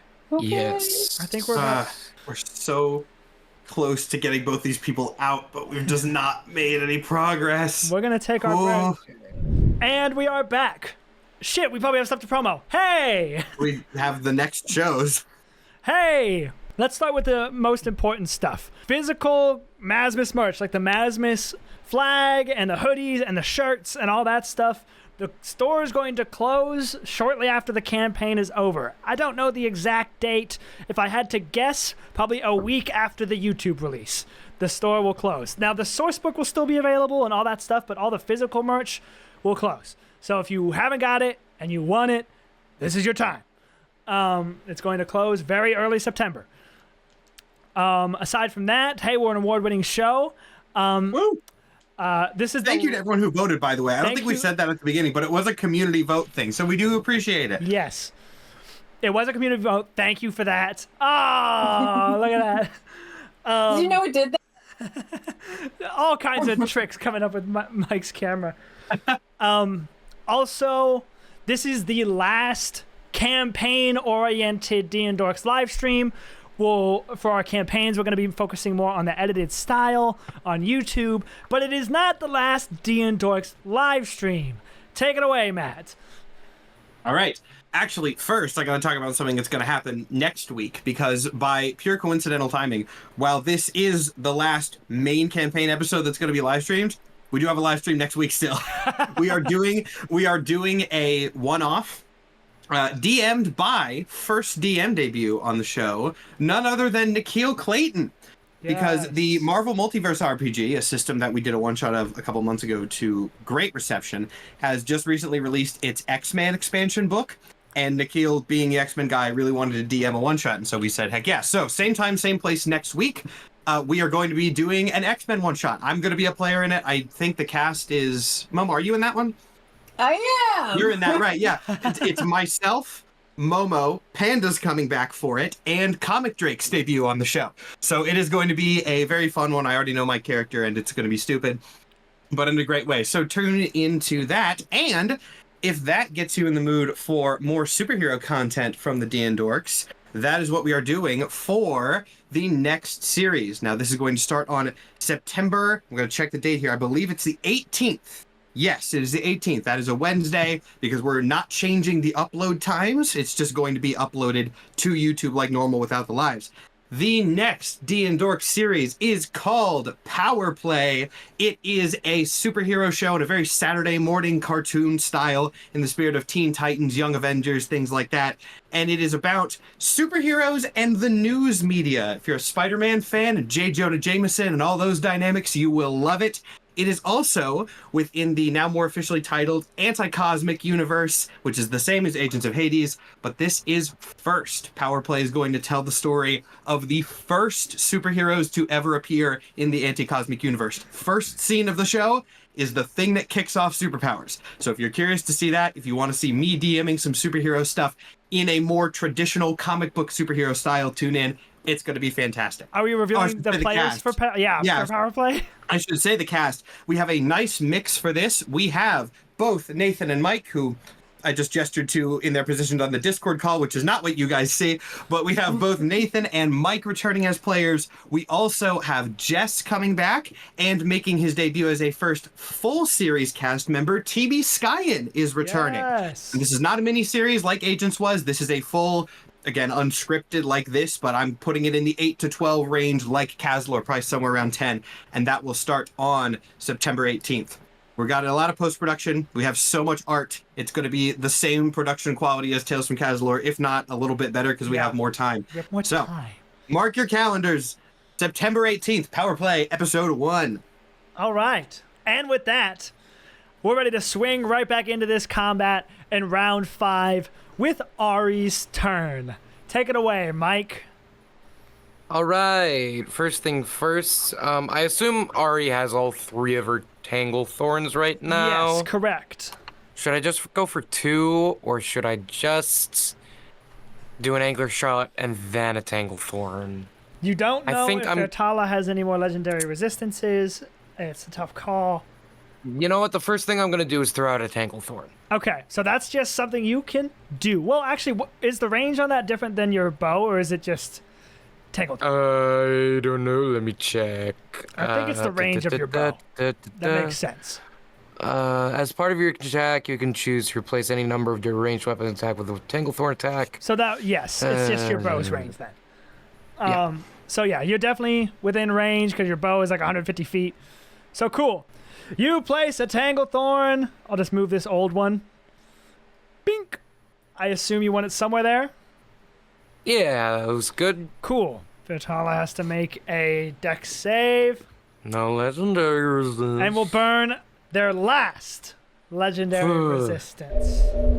All right, well, Tangle Thorn again. All right. Making You a dex made save. such a mistake of doing that immediately because now we're all like, well, this works. We have 8 of them. What's the DC for this? 19 the at level sheet 10. says, yeah, 19. With only a +1, Fertala rolled an 18 on the die. Fuck you. And No, passes. she made it. She's fine. Meets it, beats it. One One day we'll get it. One day you'll get it, but not today. That is your 2 attacks. You have a bonus action. No, you really don't, though. As Ari. No, I really don't, though, so I'm just gonna chill. Continuing to chill. Cool. Is that your turn? That's my turn. Winnie! Oh, I'm so hurt. I'm so hurt. Okay. Well, she's not within range for me right now. She is. No. 10-foot range. She 10-foot is. reach. God damn it. Well, I don't know if I can chance taking an opportunity attack at this point. I fully, like, at this point, I don't really know what to do. I can't leave. She's not anchor shotted. She's just gonna keep wailing on me, so I'm gonna have to bonus action drink my superior healing potion. Do you have Commander Strike? Oh shit, yeah, I do. Commander Strike me and I'll shoot at Vera's jar. Yeah. Oh yeah, Commander Strike. I'm giving one of my actions to do that. Burn that superiority token. Yeah. Hell yeah. Okay, and that's just a normal attack from me, right? Or do I get I get a bonus to the damage if I hit, but it's not to the not to the- You get a bonus from the damage if you do hit. Okay, Correct. let's hope this doesn't whiff. It's a stable, non-moving tube, so that better work. That's a nat 20. Wow. Yay! Yeah, you fire this arrow, Vera's flask shatters and all the liquid pours out. She is now on the ground, not conscious, but she is out of the liquid. Not immediately conscious, but she's out of the liquid. That's progress. That's progress. Okay. Good synergy winning. Yeah. I am rolling my... Oh, that was such shit healing, you wouldn't believe it. You wouldn't believe it. That was only 18 healing from 8d4. It's 84 plus 8 for what it's worth. Then I guess 26 healing. That's absolute shit healing. But I Thank you. One Get and a that half man out if of you're that lucky. fucking tube and help me. Help me! could I really quick use my movement to get closer to Vera now that she's gotten out since I didn't use it on my turn? I'm kind. Thank you. So nice. Well, let's not get crazy. 1, 2, 3, 4, 5, 6. Cool. Ari's making their way. All right. Okay, I've only used... That's your 1 attack. Yeah, I've only used 2... I think that costs your attack and bonus superiority die. action. Commander Strike does. Does it? Wait, if it let's does, see. you drink your potion. I think it's reaction. I think it's... Is it it's bonus It's action or 2 reaction? things. It burns one of them. I know Commander Strike is such a weird ability. It's really good, but it's weird. We might have to read. Oh yeah, I can't do it. I have to drink a Can't potion. do it. All right, Vera warps can't do back into the bottle. Oh, my nat 20! You're not 20. Rescinded. Reverse the sound effect. Because I that'll can't. be cool I in really post. can't take another hit from her. She will kill me. Don't edit the rescinding of my I'm going nat to 20 with a sound effect in rescind post, you the nat 20 bastard! sound effect. It's gonna reverse, and you're gonna look like a fool. You better leave me yelling at you in there. All right. So Winnie, what are you actually gonna do with your second, with your turn? With my, I would still be able to have both of my. Yeah, both of your actions, attacks. so- Yes. Attacks. There's like really not a lot. So I you can have do your unless whole I take action. You another- could just disengage and book it. And she's just gonna go after these two. So I just kind of have to tank the hits and hope that he can get him up and help me, or someone can get the attention away from me if I go down. That would be a very squishy Lexi who will die. Fuck. There's no winning here because It's a tough call, but I will need a decision. fucking hell. I guess if I do a unity shot, I have to hit her, right? Yeah. But you get advantage because Inspire Valor from Lexi. Because we're not getting her HP down, so it doesn't matter if I take my attacks on her at all. But I guess I can help out getting Spud out. But would it help if I shot him if I broke his glass? I mean, yeah, that would definitely get him out, but his glass hasn't been damaged at all. Yeah, I'm gonna try. I don't think shoot Splat's tube because if I pull him, the glass isn't gonna affect that. You could always try to So- shoot Argie's tube, or It's hasn't been damaged Vera's at all. Oh tube, yeah, wait, hold on. Why can't you shoot Varus? or Vera's tube. Oh right, I forgot Yeah. she's out of. She's not in there. She's not in there. Not out. Yeah, I'll shoot her too. Okay, go ahead and roll to hit. You would get advantage from Lexi for Inspire Valor, but Fertala's in your fuck up range, so it's disadvantage, so it's flat roll. Fuck. Does a 16 hit the glass? 16 does hit. Go ahead and roll damage. And remember, there's a +2 to it as well. Plus 2 to so that- damage, that yeah, helps because of Inspire push it over the Valor. threshold. Oh, okay. In that case, that is 4 plus 2 is 6. 6 exactly beats the damage threshold. Fertala's crystal flask, Vera's crystal flask bursts open. She is actually, for real now, unconscious, but on the battlefield floor. And you still have another attack. That is progress. I think I'm gonna run for it. Try to jump through these things. Can I jump down here? Yeah. It's only like a 10-foot drop. Yeah, I'm gonna try to hopefully tank that hit. Okay. And get here if possible. Yeah. Let's see if you take an opportunity attack. What's your AC? 17. Misses. Thank God. Okay, I'm gonna Right. jump down here. Get over. I think it gets me here, right? I measured that, but I immediately forgot how far it took me. 30 feet of movement. Yeah, it takes me right here. Yeah. Sweet. So you get down there. You narrowly avoid a flying sword swooshing past you. As you. And that was one attack. Did I just do my second attack? I didn't, right? No. I guess I'll use my second attack to start shooting at Ari, then. RG. Go ahead. Roll to hit with advantage. Need that fucking advantage. That was a nat 20. Nat 20. Go ahead, roll damage. Okay, so we got a nat 20 this turn. Alright, and that's just double dice, right? Double dice and modifier. That's how I do things. And modifier. Okay. And that's... Oh, let me make sure I'm reading that correctly. It doesn't feel like a nat 20 when your friends are dying. 5 plus 1, shit. And that'll so double. that's That'll also 6. double the Inspire Valor bonus damage, so it's plus 4 additional damage. Oh, really? To this So as well. that's 6 plus 4 plus 4 plus 4 is... I didn't do any of that math. I just said it all 6 plus out. 4 is 10. Plus 4 is 14. Plus 4 is 18. 18 That is 18. damage. That is the first damage ever done to this flask, but that is a hefty amount of damage. Absolutely beats the threshold. Cracks strew across the flask. And I'm gonna tell my dude to bite the glass if that helps. Spud. Yeah. Okay, he's gonna come down. 5, 10. Okay, what? Can you get Spud to like come up next to me and also pull on Amphis? That would, Dogs like to that's, play I mean, tug of that's war. too Yeah, that's specific. It would require a bonus action. Okay. Specific. which she would have used Okay, to that heal. wasn't within Glass, action. baby. Okay, that's fair. Yeah, sure. He'll take a bite. Misses. I've been through the glass and it's a dog. he's Kinda he's sliding trying. around. He's mawing at it. Ah. Okay. Okay, that's all I can do. That's all Incredible I turn got. from Winnie. Bana, you're up. Okay, we're trying this again. Just raw strength. Strength, emphasis, strength. Raw strength from Amphis. Be better than last time by a substantial margin, please.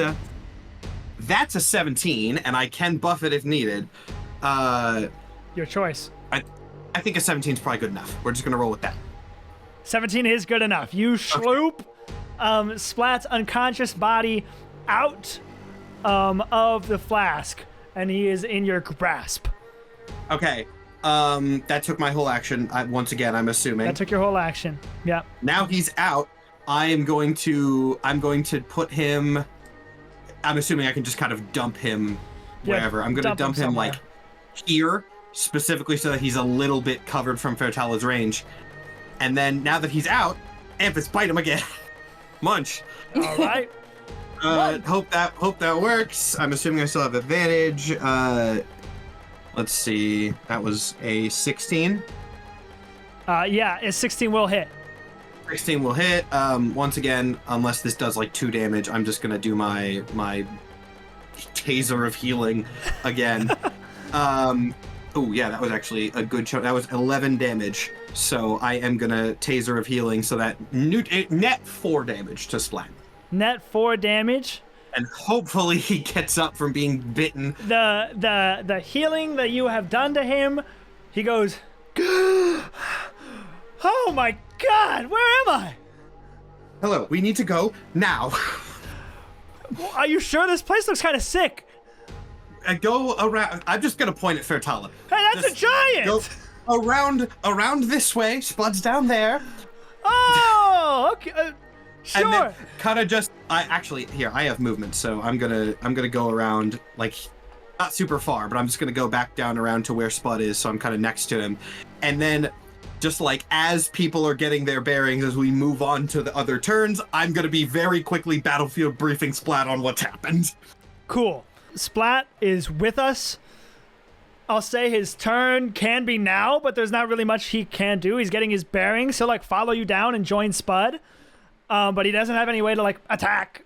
The witch class isn't finished, so he's just straight up a healer. And he goes, oh, Spud! And, you know, they have a pleasant reunion. Boss, I knew I'd find you, boss! And, It's cool. also worth noting, now, because we almost have everybody out. We have everybody but RG out. Yeah.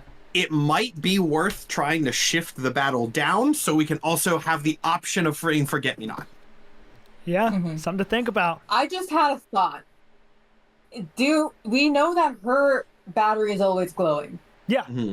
We also see the giant forget-me-not shit in the corner. Do we have any reason to believe those two are connected in any way, shape, or form? I can say at the beginning when I did the little science check on everything in the room, it did look like whatever glow is happening to Forget-Me-Not, it was said that was something happening to them. That was not like their power. The mechanism that they are in is doing something. So that could be a possible connection. Yeah, you wouldn't know. I mean, you'd have to make. We know that mechanism does something, and there's no way to know if that's what's powering Fairtala directly. But it is good to know that we should probably stop that. Either way, that's Bana's whole turn. I got Splat out and up, so that's a win. All right. That said, RG is unconscious still, and so it is Fairtala's turn. People are running away. How far away are people? Once again, Winnie is the only one close enough Jesus. to Every really time. be fucked with. How far can she get if she just shoves herself over this stuff? Splat and Bana are just out of reach. What about over here? Oh, way out of reach. Way out of I'm glad I had us move. What to do? The only thing she really can do is go fuck with Winnie. She's really got beef. So she's going to step through these potion bottles.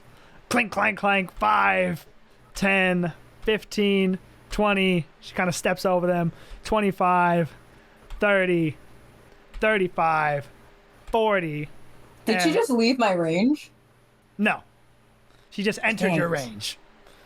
Well, She kind of goes, "You think I'm going to let you get away so easily?" And she's going to start swinging. We have our healer now. You have your healer. Yeah. We'll see if it matters. First attack is going to be on one of these anchor points again, which will hit. And break away one more. The next attack is going to be at Winnie. Mm-hmm. Which will hit with a 19. Should I roll damage first before I roll the next one?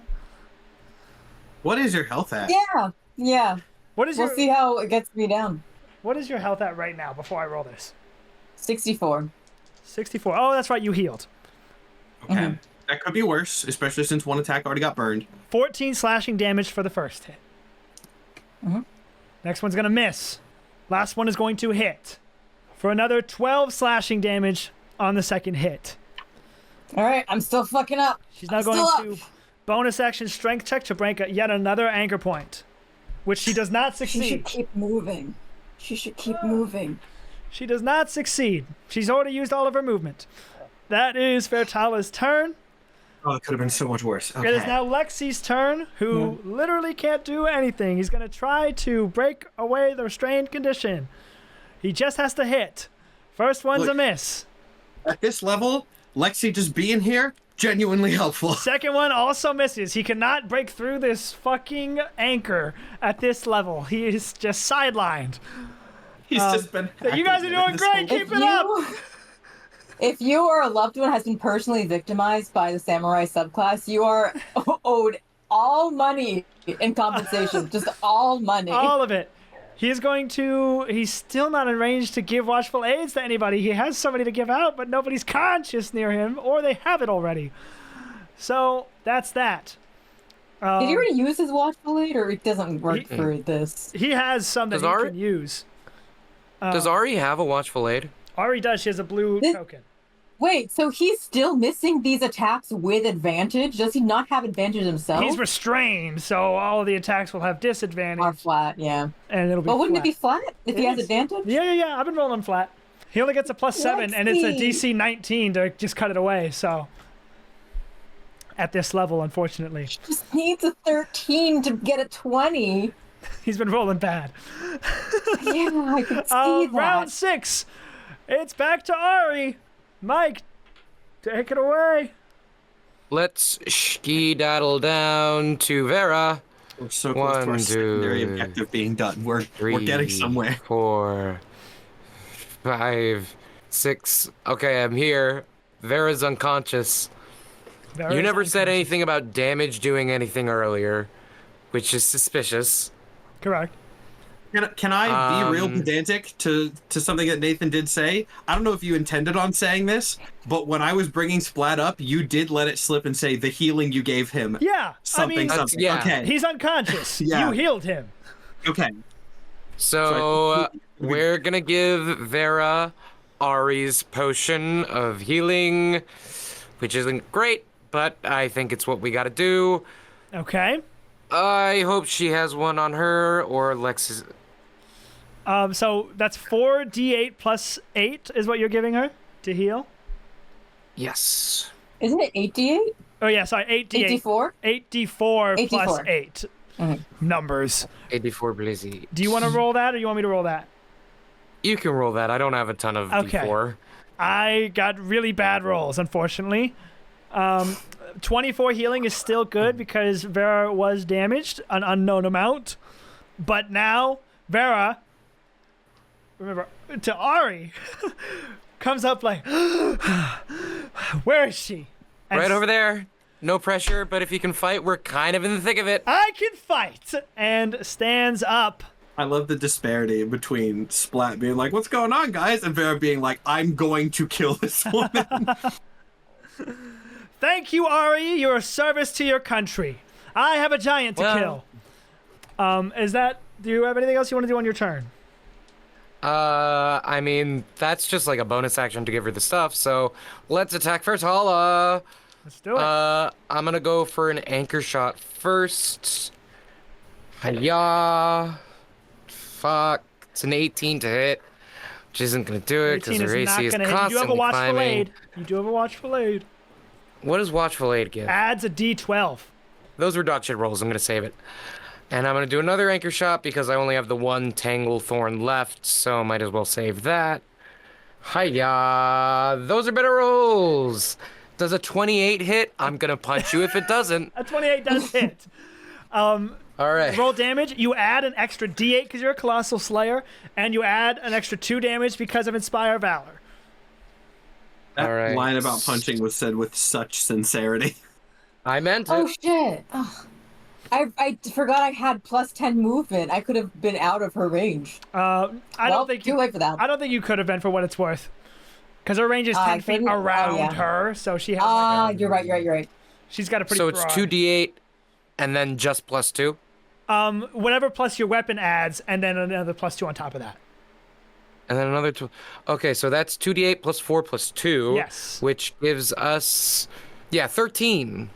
13 damage and an anchor point. To Fairtala the Grimshar. Okay, so we're at 4, right? Or is that? We're at is it 3. reply? Oh, we're at 3. Okay, that's worse, but still, we can work with it. Okay, you missed your first attack. You hit your second. That was your action. Bonus action for Vera. Movement. I think that's everything for you. That it is. You also no longer have a... Oh, no, you didn't use your Watchful Aid. You still have Watchful Aid. Cool. Yes, I do. All right, that's Ari's turn. It is now Vera's turn, who is going to shout to everyone and go, "Don't give up yet, headliners. This fight is not over." And double dip on the offensive valor that Lexi is doing. So now, instead of plus 10 movement, everyone has plus 20. Advantage doesn't stack, sorry, but then you also add an additional plus 4 to damage to all of your damage rolls. I did not realize that this could stack. I remember talking about this in playtesting. We were like, do we want it to stack? And then we decided, yeah, if there's a situation where you really need it to, why not? Each stalwart only gets one use. Only gets one use. If you want to double down, double down. And so everyone now has plus 20 movement speed and plus 4 to their attacks with advantage on their attacks. Cool. And then she is going to... That is her bonus action. I believe it's a bonus action to do that. As an action. That is her action, but she is going to move in. 5, 10, 15, 20, 25, 30, 35, 40, 45, 50. As she storms in to fight. Clearly pissed. If Fairtala thinks she's a bitch, just wait till she meets Highblade Vera. All right. That is her turn. It is now Winnie's turn. Well, I'm here again. I'm in the fucking building again. I will say again. Yeah. there's a good chance I can hopefully stop her movement next turn. If you get a unity shot. If I unity shot, I can almost certainly. I still have my petrify. Yeah. So what I can do if we want to really go for something crazy here, or actually, if you really wanted to double down, we can synergize again. If you can commander strike me to get another another anchoring shot, because then I can run down here because I'm out of her range. Mm-hmm. I can run down and then drop my petrify so that it'll hit her and be out of range of petrifying Lexi's again. Okay. All right, commander strike. Do what you gotta do. Let's go. So normal thing, not buffed, but I do have a +9. Let's hope this hits. Oh, that almost certainly won't. That is only a 17. 17 will not hit. Rip. All right. Well, we tried. Did you roll that with advantage? Oh, I did not. Do I get advantage? Oh, because of attack. Yeah. Okay, hold on. That was a nat 20. Nat 20. There it is. What? Wow! What a team play there. We got double Stalwart buffs into the anchor shot. That kicked ass. So, roll your damage, double the damage, double the modifier, double the Inspire Valor modifier too. Yeah, this is gonna be big. Okay, so Inspire Valor is gonna do +8 to this. +8 total? +8 total. Yeah, because each one adds starting before I even roll. We're starting with 18 damage, and then that's 2 d8s on top of it, which both rolled pretty low. But still, that is 23 damage and an anchor point. 23 damage and an That's anchor point. Great. Hey, I'll take that and a bottle of whiskey. Let's do it. Fertala does Okay. not look very happy about that. Oh, I would assume not. No. Okay, that was Yeah, I'm gonna need someone else to take blows. So Winnie's what I'm first gonna attack. do is Wait. Winnie, I can return the favor here. If you bail now and try to, or on your turn at least, if Fertala tries to hit you with an opportunity attack, I am close enough to you where I can Amphis disadvantage. okay. I am going to book it towards this way. Well, doesn't Bana get a second attack first? No, No, Well, Commander Strike gives me one. Yeah. One attack. Right. And I immediately forgot where I was going, so right this way. Picking you up and moving you right here. all right. I don't even think. Wait, if I hit an anchor point with my attack, can that get rid of it? Or like help someone with a restrained condition by like just completely taking away the anchor point? Am I able to do that? You, as a stalwart, cannot do anything with anchor points. Well, no, I think she Okay. means cut Lexi's. Yeah. I don't see why that wouldn't work. You can cut Lexi's. I would say to hit someone else's anchor point from across the map will be with disadvantage. With advantage would make it flat, but you just got to hit a 19. Yeah, I'll fucking go for it. Hopefully he doesn't do something stupid after I let him out of this. Well, let's see if you get this opportunity attack first. Okay. Yeah. As she's running by, Amphis deflect. Amphis will try to deflect. So disadvantage.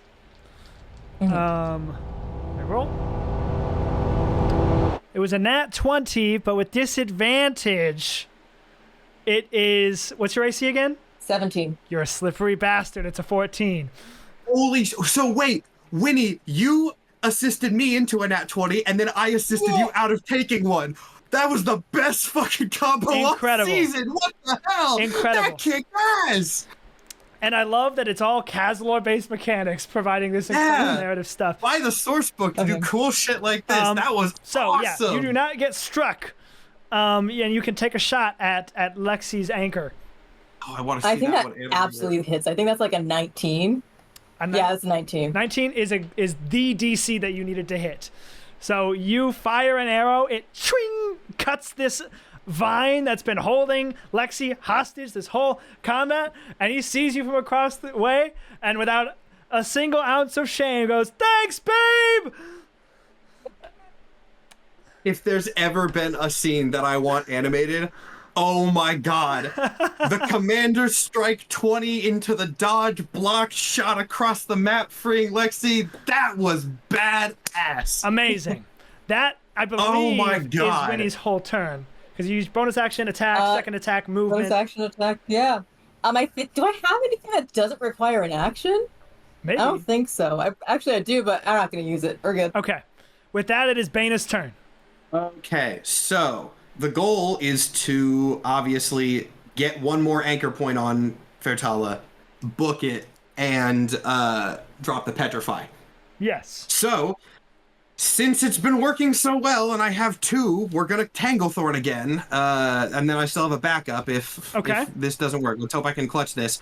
I'll just drop it right on her. No need to do anything fancy here, just right between her legs. Sweet. Rolling a dex check. Fails. Boom. Okay. Now, a reminder, the Petrify does not work on conditional anchor points. Yes. That's why I'm going to run and do the shot first. I just wanted to get that in. So 1, 2, 3, 4, 5, 6. We're going to run over here.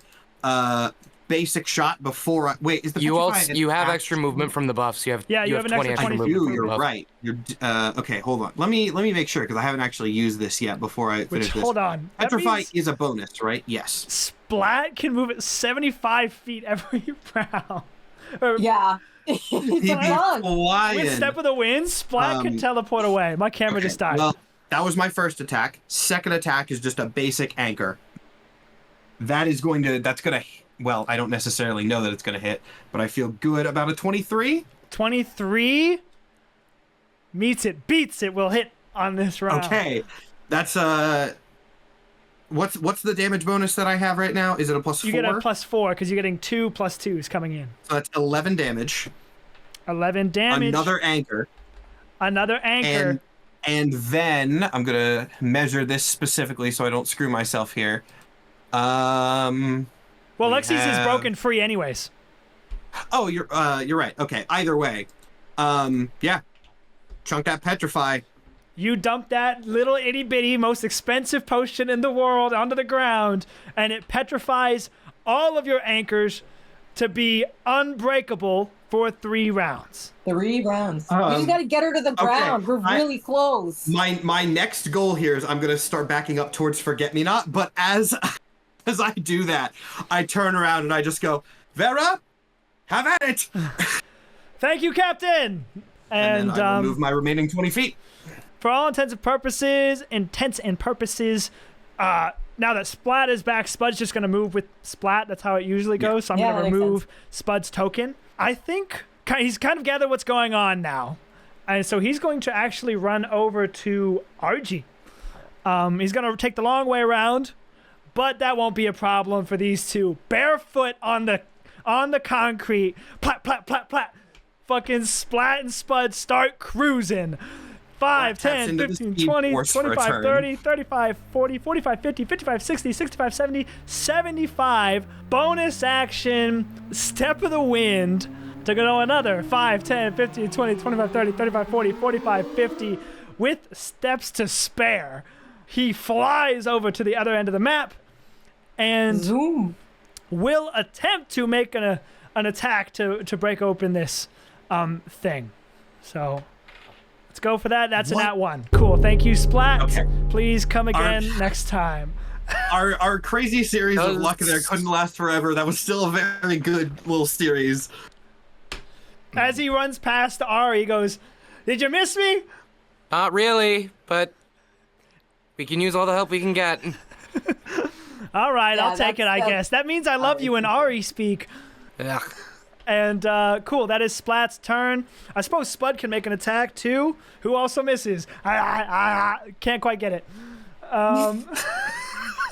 He's just licking the glass. Cool.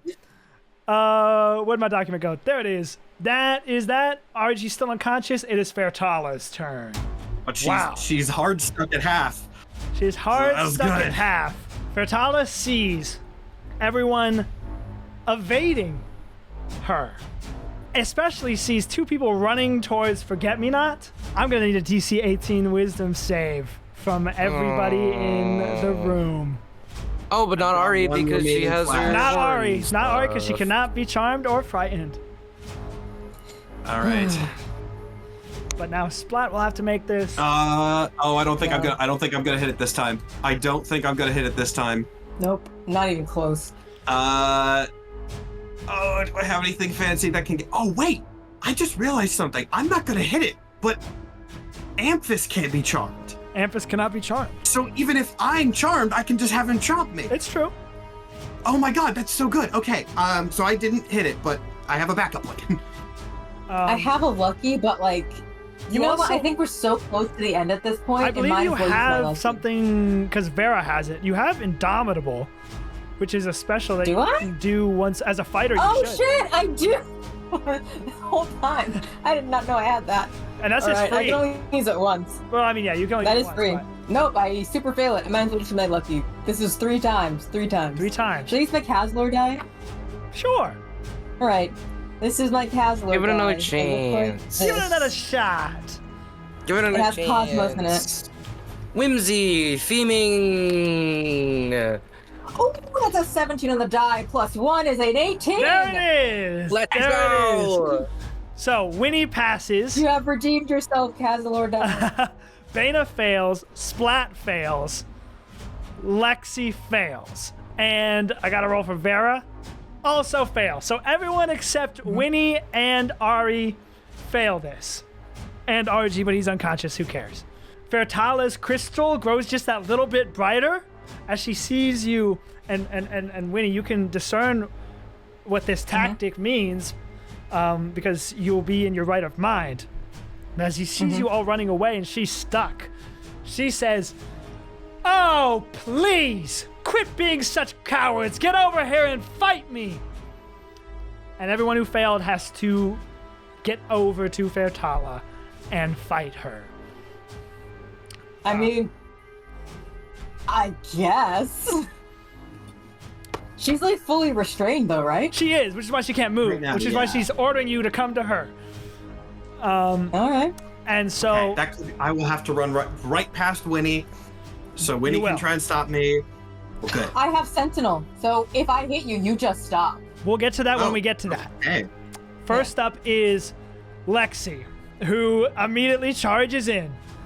Motherfucker, not 5, this. 10, 15, 20, 25, 30. He has 50 feet of movement right now. 35, 40, 45, 50. And he is going to swing. Attack. He's going to attack with his little boomerang sword. First roll is a 22, which misses. Second attack, dirty 20, also misses. Plus all the bonuses still miss. All he gets is advantage on this. He Oh, doesn't wait. get the +2. He rolled. Oh, I didn't no, roll never advantage mind. on the last attack, and that is a nat 20. Ooh. So he does We're end up pulling it getting one of together. those. So he gets to roll two ones on the die, +6 +8 is going to be 14, 16 damage to That's still pretty good. Still pretty good, Fairtala. and he's done her bidding. And he's done her bidding, but attacking is kind of just the task at hand. So he's still entranced. That is Lexi's turn, and he's going to bonus action Watchful Aid to Vera and be like, go get her, Vera! And just, honestly, nothing seems to have changed much about Lexi. Yeah. He just kind of seems like himself. He's like, oh, I was going to do this anyways. Don't got to tell me twice. Freak. Cool, that is Lexi's turn. We go into round 7 with Ari.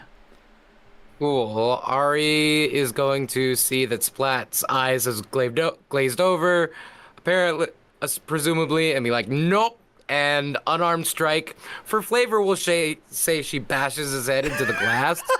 But we just want to damage this guy so he can do another wisdom save. Yeah, for sure. Hiya! That is a wow. What's your unarmed strike? That's 23 to hit. Yeah, that'll Oh, hit. damn. That'll hit. And that's just a flat 1 damage. Damage Oh, isn't okay. really what matters here. It's about making the save, which he fails. Well, in for a penny. Schmack. All right. Nat 20. Oh my gosh, 2 damage. You gotta be kidding me. I do love that she hits him once, it doesn't work. Just all right, bang, bang, All right. double up. Harder this time. And that does it. With Let's go. a +1 to wisdom, he rolled a 17. As you hit him, he goes, ow, I'm trying to go. All right, you make good points. And he turns All right, back Get to... my brother out of there. Yes, I'll do it. I'll work on it. And that is that. That is your action. What else you want to do? It's my action, and I don't really have much.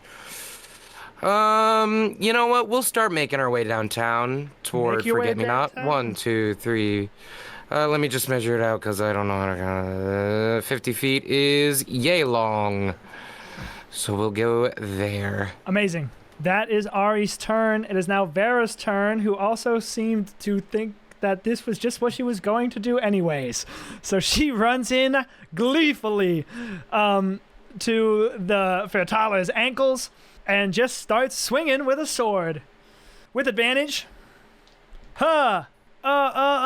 22 is not going to hit. She's going to use a Watchful Aid. 7 will make it so that hits. And then she's going to roll again. Dirty 20 won't hit. And so that does 13 more damage to Fairtala. She asked for this. I feel like we sunk a bunch of damage into her. We She's must going be to really kind bonus to her action idiot- Watchful idiot Aid friend. to Winnie. So you get a D12, and that is her turn. It is now Winnie's turn. Okay, so I gotta snap Lexi out of it because we've talked about this. You do not do melee. So I'm gonna ask Nathan Okay. if Hannah if you had talked to Hannah about something and you were extremely drunk, and she gave you the look of death, do you think you would take psychic damage? You know what? Yes. As someone who was hanging out with you when you were very drunk last weekend, yeah, probably. Yes. Yes, I would. You know what? You are appealing to my emotions. Correct. I am running. I stop in my tracks. I give Lexi the death stare. I scream and say, Lexi! And I just stare him down.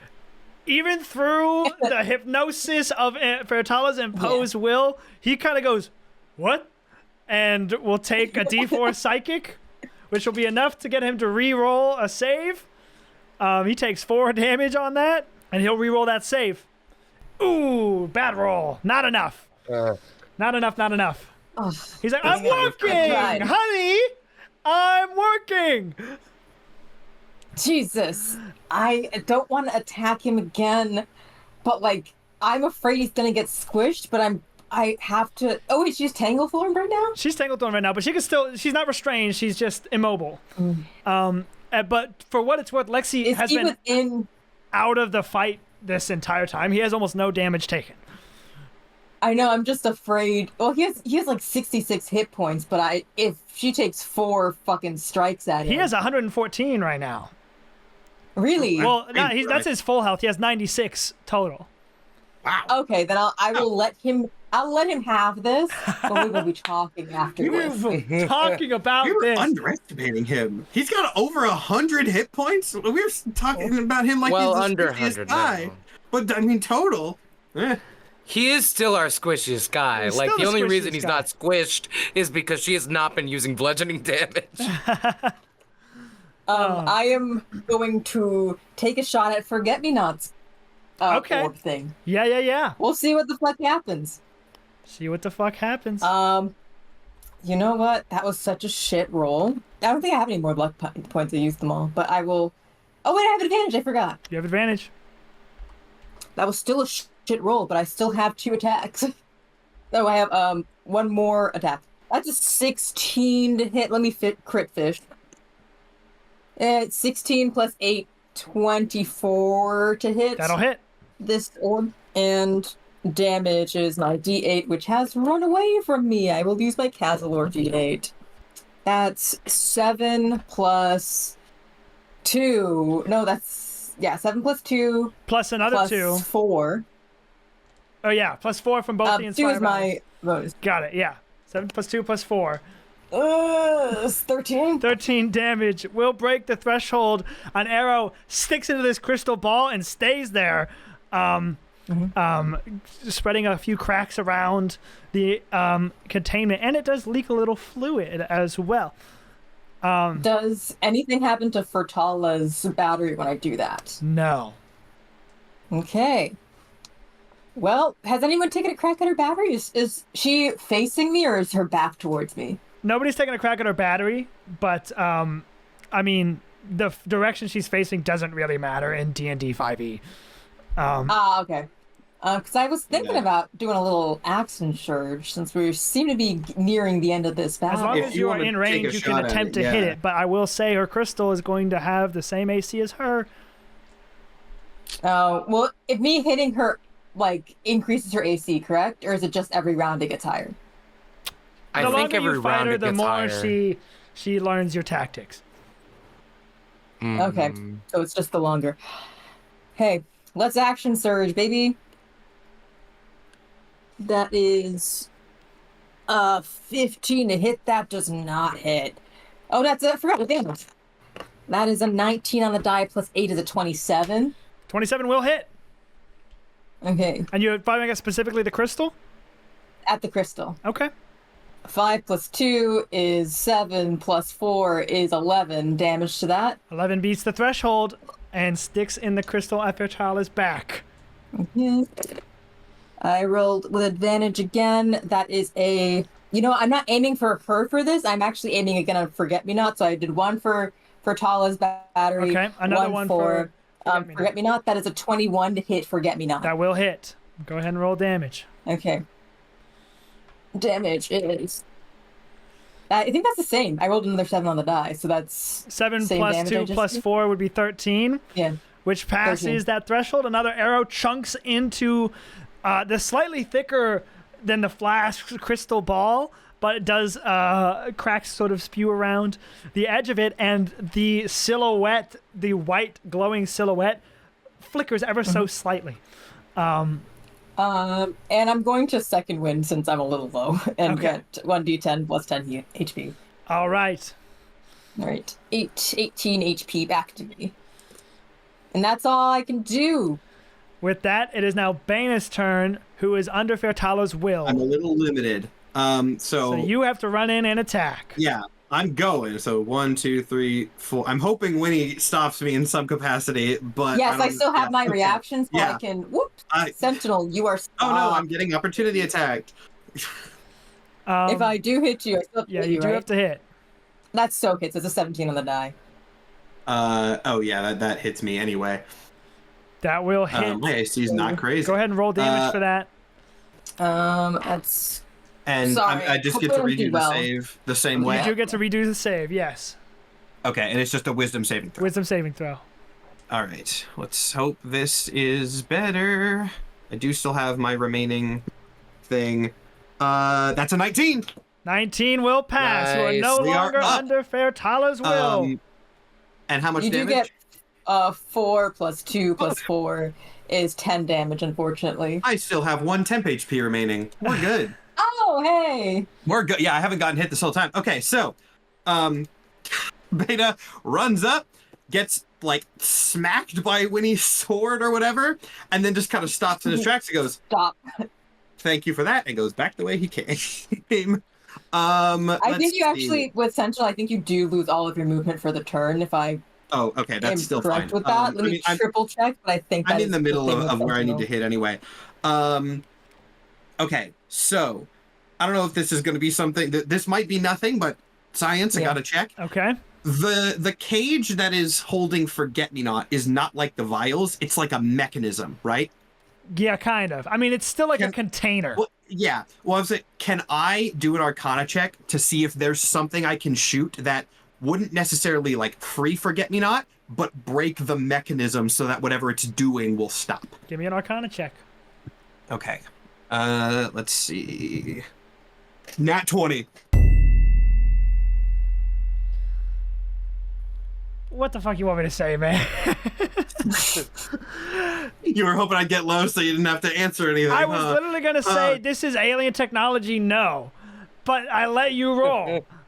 And yeah, so, and then I got a nat 20, which I have a +8 as well. So okay, let's take a look around the map here.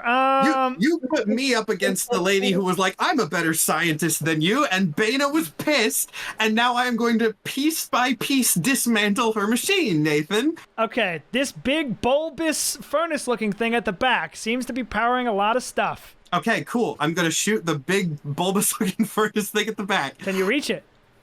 I'm not sure what you were referring to. If you pinged, I did not Is see it the bright glowing purple one? This 'Cause it's, one. This one, that this one, this one. Okay, yeah, that's probably out of my current range. Let me see. Oh no, my range is 150 on a bow, a longbow. Yeah. Yeah, give it a shot.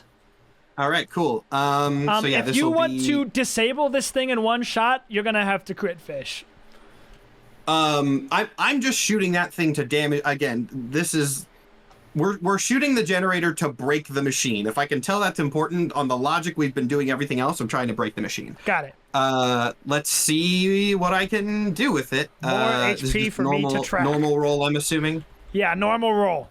Advantage. that Sorry, is- advantage because oh. Oh, with advantage? of Inspire Valor. You're not gonna fucking believe this. You're Another nat kidding! It was an 18 and a 20, and this is the Cazilor die too, so you did this. Bana is pissed, and I am smarter than this bitch. I mean. Oh my god. Oh my god. Here's what happens. Okay. All right. Here's what happens. 2 nat 20s in a row. You're gonna have to crit fish. Crit. Sure. And it was on the advantage too. Sure. you hadn't reminded me that I had that, I wouldn't have gotten it. Sure, guy, sure. Here's what happens. You analyze the situation. You're like, I am a scientist.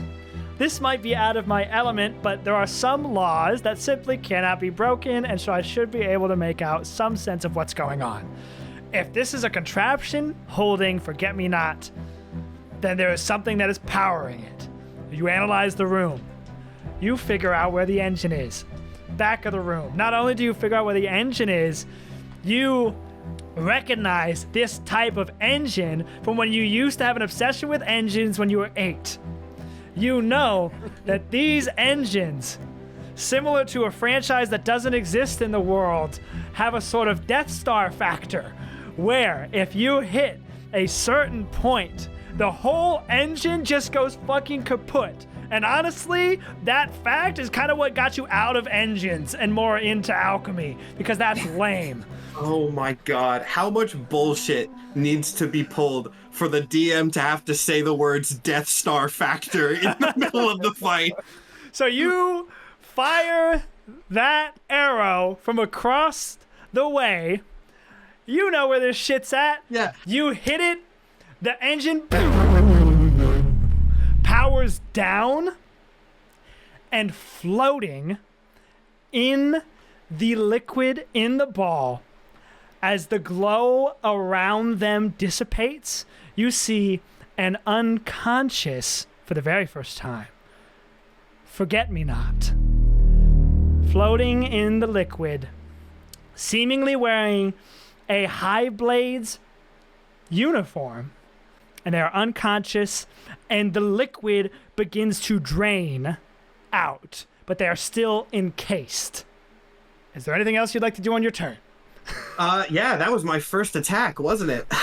Well, I mean, first thing I'm gonna do, more to myself than anybody else, I guess turn to Anthos and be like, I did tell Fertala not to say what her plan status was at the beginning of things.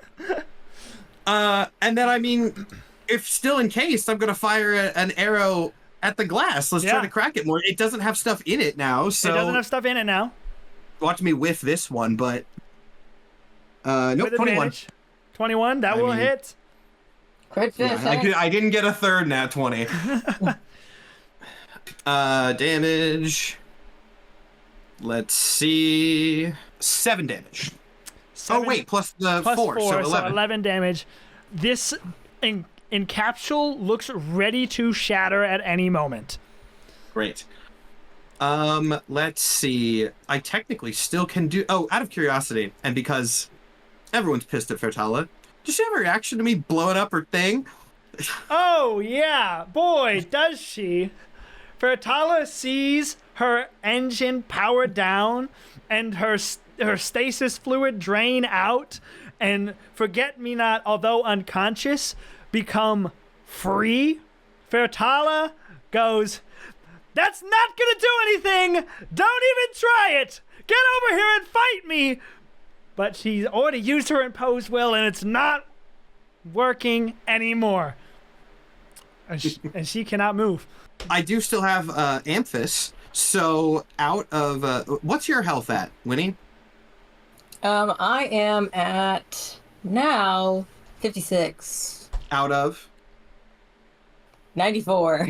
Do you want a little bit of healing? I got some to spare. I mean, I'll take a little bit of healing, thank you. Oh wait, actually, hold on. I only have one more of those. I should save. I thought then I had never more. mind. No. If I only have one more, I'll save it for an emergency situation. But yeah, that's both my attacks. Amphis can't really do much for me. I'd rather keep him here for options. So I will simply be happy with that insane streak that I had there. Crazy. With that, it is Splat's turn. He's going to try to break RG free. First attack will hit. Hell yeah. Does he have multi-attack? Come on, level 10 monk. Yes, he does have multi-attack. Cool. Next attack will also hit. So he's going to roll damage for these. First one beats the threshold just barely with 6 damage. Next one beats the threshold with 7 damage. He is just attacking this bung with a quarterstaff. Bang, bang, bang. Trying to break this thing away. It's chipping away at the glass. Spud's gonna take a bite. He gets a nat 20. Spud! I Spud need someone to go through and count how many nat 20s have been rolled this episode. It's a lot. Spud takes a giant chomp, rolls max damage, which is going to be, oh my gosh, 11 plus 3, 14 damage, and Archie comes crashing out of the flask. Splat runs up, bonus action, a hand of healing, and Archie is back in the fight. Mike, you have your character back just in time. Uh, Hey man, Just so we need a climber. did I sleep through the audition? I think we're doing great. I think, Soo Young, you get that? And Sue's like, not really the most important thing happening right now, but yes, I've made note of it. All right. You are back, and it's your turn, for what it's worth. Awesome. Okay, how far away is Fertala? 60. I could use a cunning action dash to get within range. So we'll do that. And did Archie didn't get the No, inspired but he hours, is a did he? climber, so this is kind of his MO. Okay. Yeah, so we're gonna climbing maneuver, no advantage, but that's okay. First, you got a mounting attack, which would get I mean, advantage. I meant mounting attack because I won't have enough action economy to do a climbing maneuver, but I can get on. Do I break? You do get advantage. Oh, I do get advantage. Because of Inspire Valor. I do get advantage. Amazing. Hiya. Well, that is... I shouldn't even bother doing the math. It's a 15 to hit. 15 is not gonna hit. No. Cool. So, yeah, I guess we're just chilling now. That's your turn. Just in time for Fertala's turn. Yay! Fertala looks very unhappy. She sees what's about to happen, and she goes, "That's fine. If you want to take something from me, I'll take something from you." And she is going to grab at Argy. Is it the pit? Can I get like a grace period? I just got back in. Oh, Thanks for approaching so tenderly. So it's an opposed athletics or acrobatics Okay. in this moment. You just need to beat a 17. Okay. And I don't get any advantage on that, do I? We've allowed Get a Grip to allow you to re-roll in situations about getting grabbed. We did allow And that I in assume the she's past. trying to throw me in the hole. So if worse comes to worse, we still have 2 get a grips to use. Character died, don't let me down now. Nice. That is 25. Okay. You evade the first grapple. She's going to go for it again. She's going to try to... This is all she has, is this. So, you have to beat a nat 20. It's bad. These nat 20s Well- are gonna have to come for us eventually. That was a 22, which I don't think is going to be a nat 20. What is her bonus? Her bonus to this is a +5. So technically after modifiers, it's a 25. I mean, we rolled 25 last time. I'm going to use a get a grip. Okay? 'Cause I don't mean, want at to this find out point- what she's going to do off a nat 20 grapple.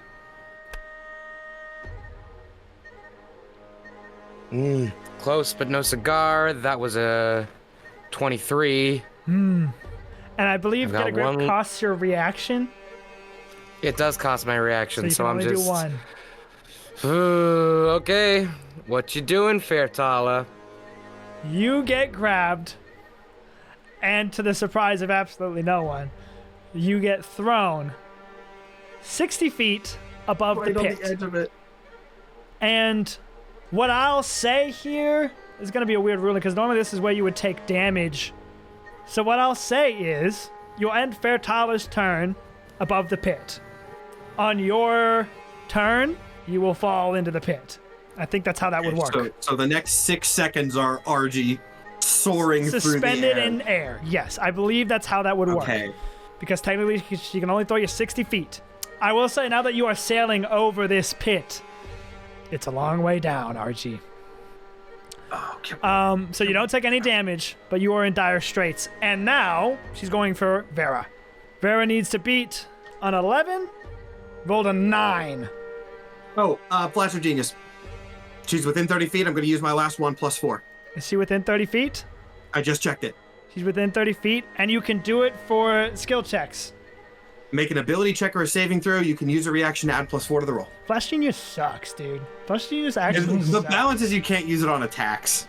The That's balance one is thing let me can kill afford. some people, is what the balance is. No, you put Bana up against a science boss, and I'm going All to right. out-science her in every capacity. All right, you save Vera with your mind, bro. Sure.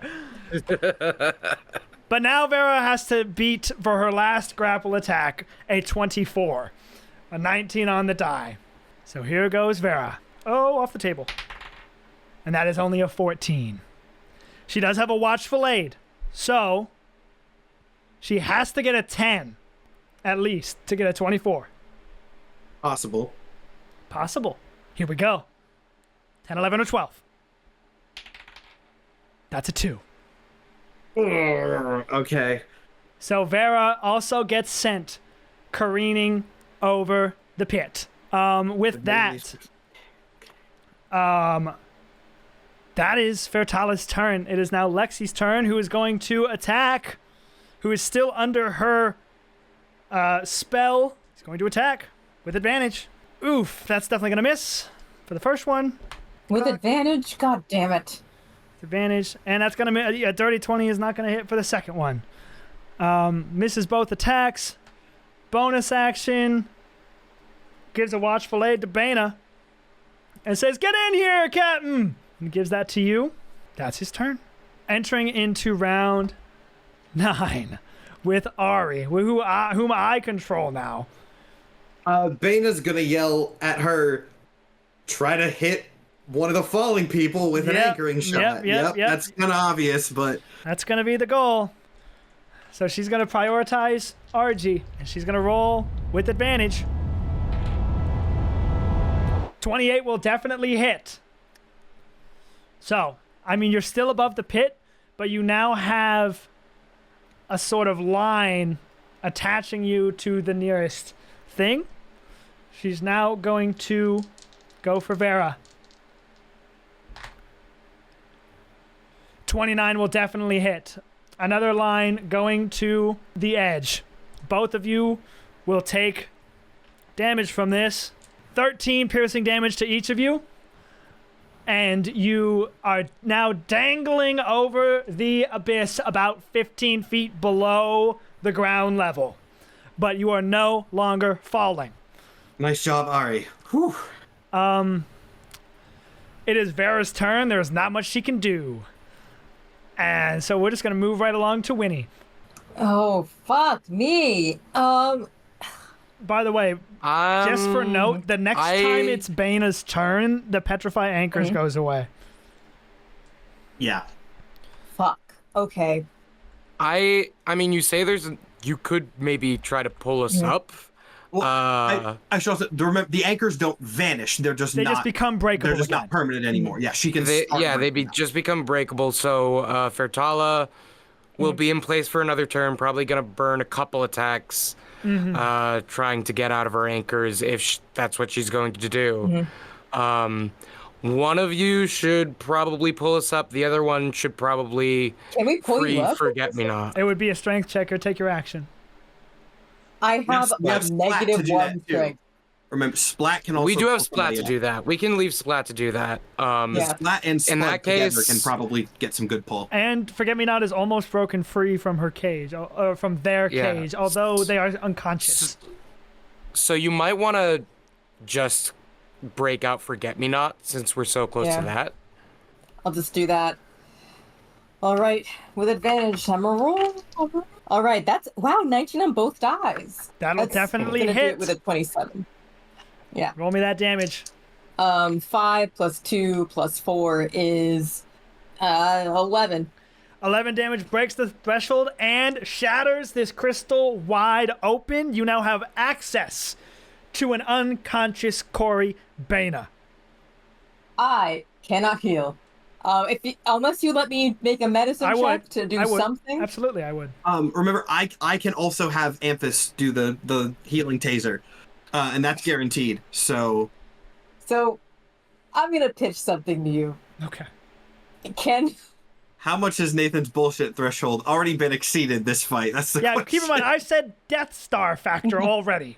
Never mind, then. I was gonna see if Amphis gonna wrap around my arrow and I just shoot him over there, but I guess not. Do the Ant-Man arrow? Yeah. That would probably be rough. I think not. Even I would probably be like, no, that's a little difficult. No, I can't. You do still have 20 extra feet of movement on this. I can have Amphis maybe jump over to you. I don't know how much Nathan would allow me to do that on wait, Vera Amphis's needs turn. to make a concentration check. You're right. For her Inspire Valor. She took 13 damage. She has really good con. Oh yeah, she's fine. So we're still double dipping on Inspire Valor. Yeah, I only have 50 feet of movement, so I can't even get Amphis all the way there. How much movement does Amphis get? Well, he would technically get mine and his. So I have 30 feet plus both are still you're right next to me, so I would just take him from you. Yeah, that depends on how much on if Nathan would allow Amphis to transfer. I will decide. I need to run to the bathroom real quick. Okay. Okay. Well, the thing is Amphis can only go after my turn anyway. So I don't know how much. Okay. Yeah, because Amphis goes immediately after me. So it wouldn't accelerate it that much anyway. Okay. I still have an attack too, so. True. Now we just 17 wait in silence plus here. 8 is 25 to hit Fertala's battery. So I think that does hit her. We'll have to wait and see. I kind of wish I'd been keeping track because for some reason in my head I kind of assumed it was going up by intervals of 2. It might just be going up by intervals of 1. Because in my head I was like, oh, we're hovering around like 27 AC, but we could be hovering around 25. I don't know. I'm not gonna lie, I have not tracked it at all because I have been doing objective play this whole fight. So we've gone 10 rounds. So if it was going up by 2, we would have had to start off at extremely, extremely low to be at 27 well, at this point. We started off around 18. We know because an 18 hit earlier. Yeah. Maybe even 17. 17. So if we've been going up by 1, we're at about 27. Yeah. So assuming the threshold was 17, because we never rolled a 17. We rolled an 18 That's or true. higher. Yeah, that's true. No way to know. It could have been like I something think it's crazy, possible. like crazy with 15. We've rolled a couple hits where it's like, oh, I didn't expect that to hit. So we'll see. I All right. I have one Sorry more for the holdup, gang. shot. Yeah, so I rolled to hit, what's her name? I literally, Fertala's battery got a 25. Does 25 hit the battery? 25 will hit. Okay. Okay. All right. That's 5 plus 2 is 7 plus 4 is 11. 11 damage beats the threshold. More damage done to that crystal on Fertala's back. I do have a bonus action. I think I'm down to a single Watchful Aid at this point. That's what I have. Does Yeah. Lexi still have a Watchful Aid? I think he still has or has 2. he used his? Oh, wait, okay. Never mind. He doesn't He have was a out of Watchful range Aid of- on his thing. Like, he could use a Watchful Aid if you want to give him one, if that's what you're asking. But I has, was going to see if he needed one. he has 2 left to give, but he doesn't have one himself. Okay, I will give him a Watchful Aid for the grapple checks that are coming his fucking way, since he will not leave this woman's side. He's still under duress. Correct. Is that your turn? I think that is my turn. All right. I can move if I need to, but I don't think it's incredibly necessary at this point. Maybe just get a smidge further away from Fertala the Grimshar. You do have 55 or 50 feet of movement now instead of your usual, or like 20 extra feet of movement, whatever it is. Yeah, I'm going 50 feet to be... I've had so much beef with this one. Yeah. Cool. That is your turn. It is now Bana's turn. the third round of Petrify anchors, so all of these Petrify's out. gold ones turn to red. Important question. Does Amphis also get the benefits of the rally? Of the Inspire Valor? Yeah, I thought so. by the It's Inspire, all yeah. friendly Sure. creatures. Yeah. Okay, good, because I need that movement Well, speed hold buff. on. If he has that movement speed buff, then we're good. Hold up. Let me read this. Any number of allies that can hear you. Yep, he's included. Yeah, I didn't know if there was a and limit. it does also, just to super clarify, understands languages you speak. It's not like Yeah. I'm the only one that can talk to it, so okay, good. In that case, I probably won't need my attacks to help Forget-Me-Not, so I'm going to fire my attacks at Fairtala first, then run. Okay. Let's see. If I can get super lucky here and hit a basic and a blind, that's 10. Obviously, that's going to be really hard to do, but let's see if I can do. I'll do the basic first because You have a Watchful Aid. I do have a Watchful Aid. Okay, well, we're going to do the basic shot first. Oh, you have advantage. I have advantage. This is my basic. I roll it off the table.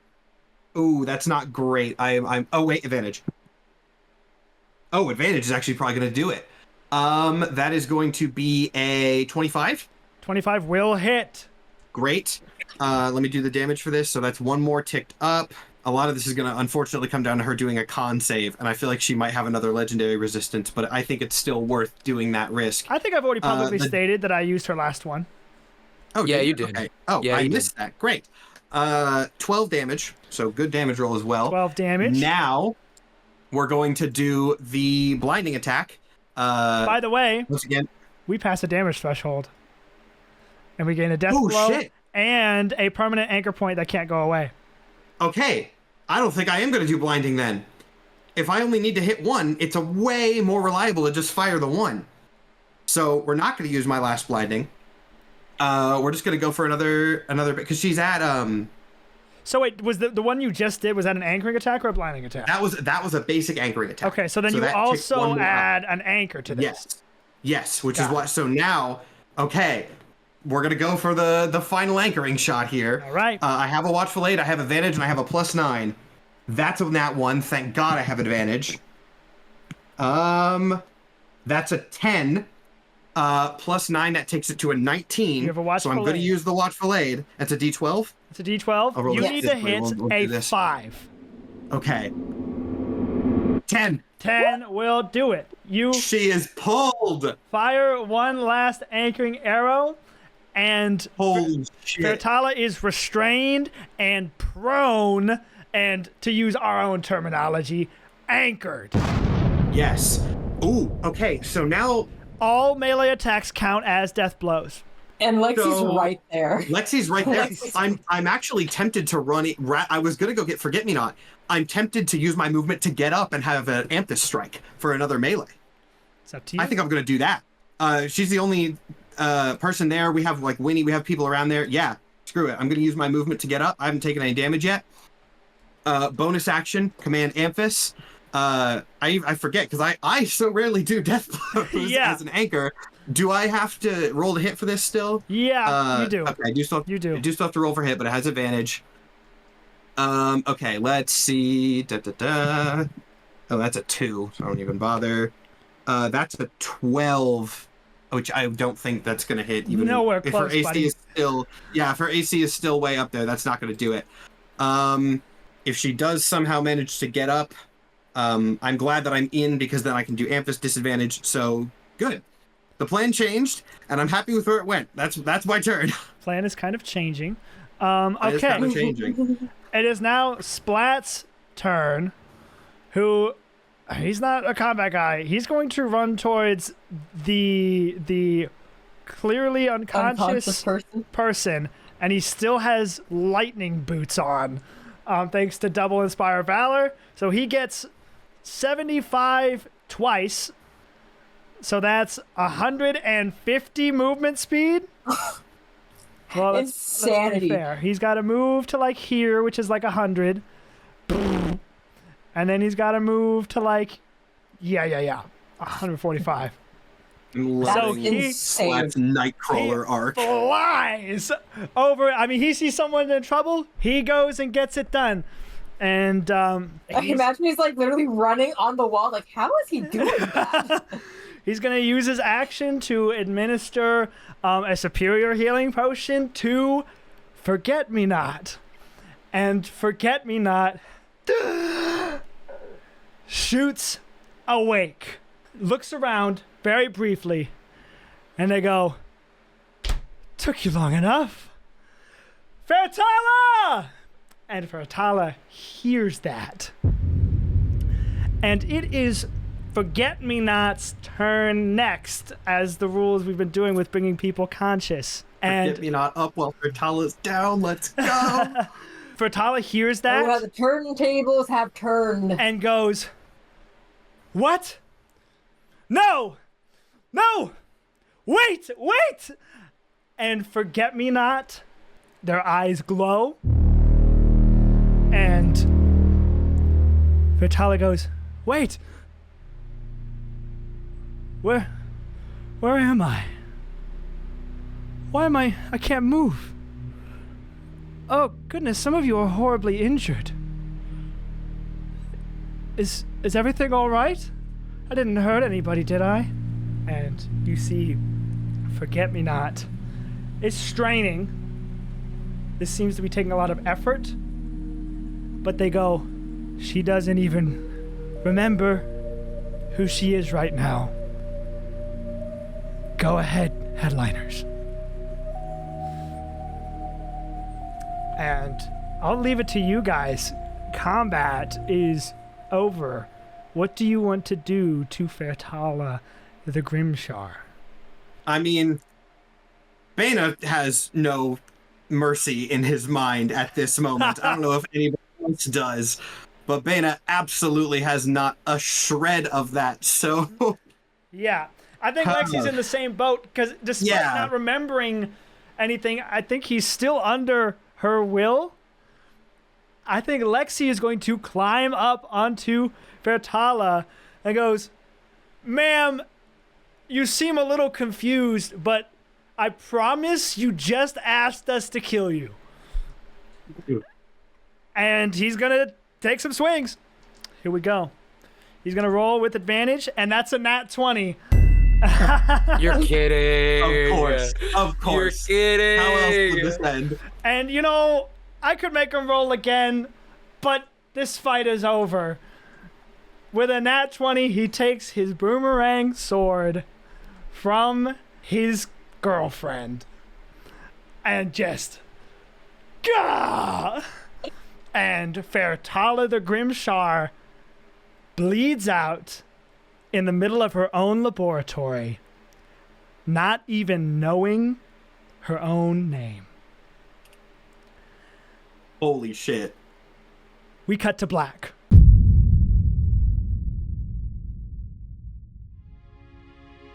It's 2 years later. You have all had some very important life choices to make from when you got back to now. So a question I have for all of you is, what did everyone get up to when you got back? And where is everyone now? I think starting with none other than Captain Bana. Right. So, first off, obviously, there's somebody in the room that I definitely need to address. Yes, well, we can start there for you. Yeah. How do? Okay. So flash sort of back to to this. the laboratory. Right. I mean, yeah, Forget-Me-Nots at the back of the room. Obviously, the first thing Bana's just going to do is turn around and look at them, which I imagine is a kind of strange experience. Yes. What happens there? You see... Forget-Me-Not. You see what you come to know as Cory Bana without actually having any memory of who a Cory Bana truly is.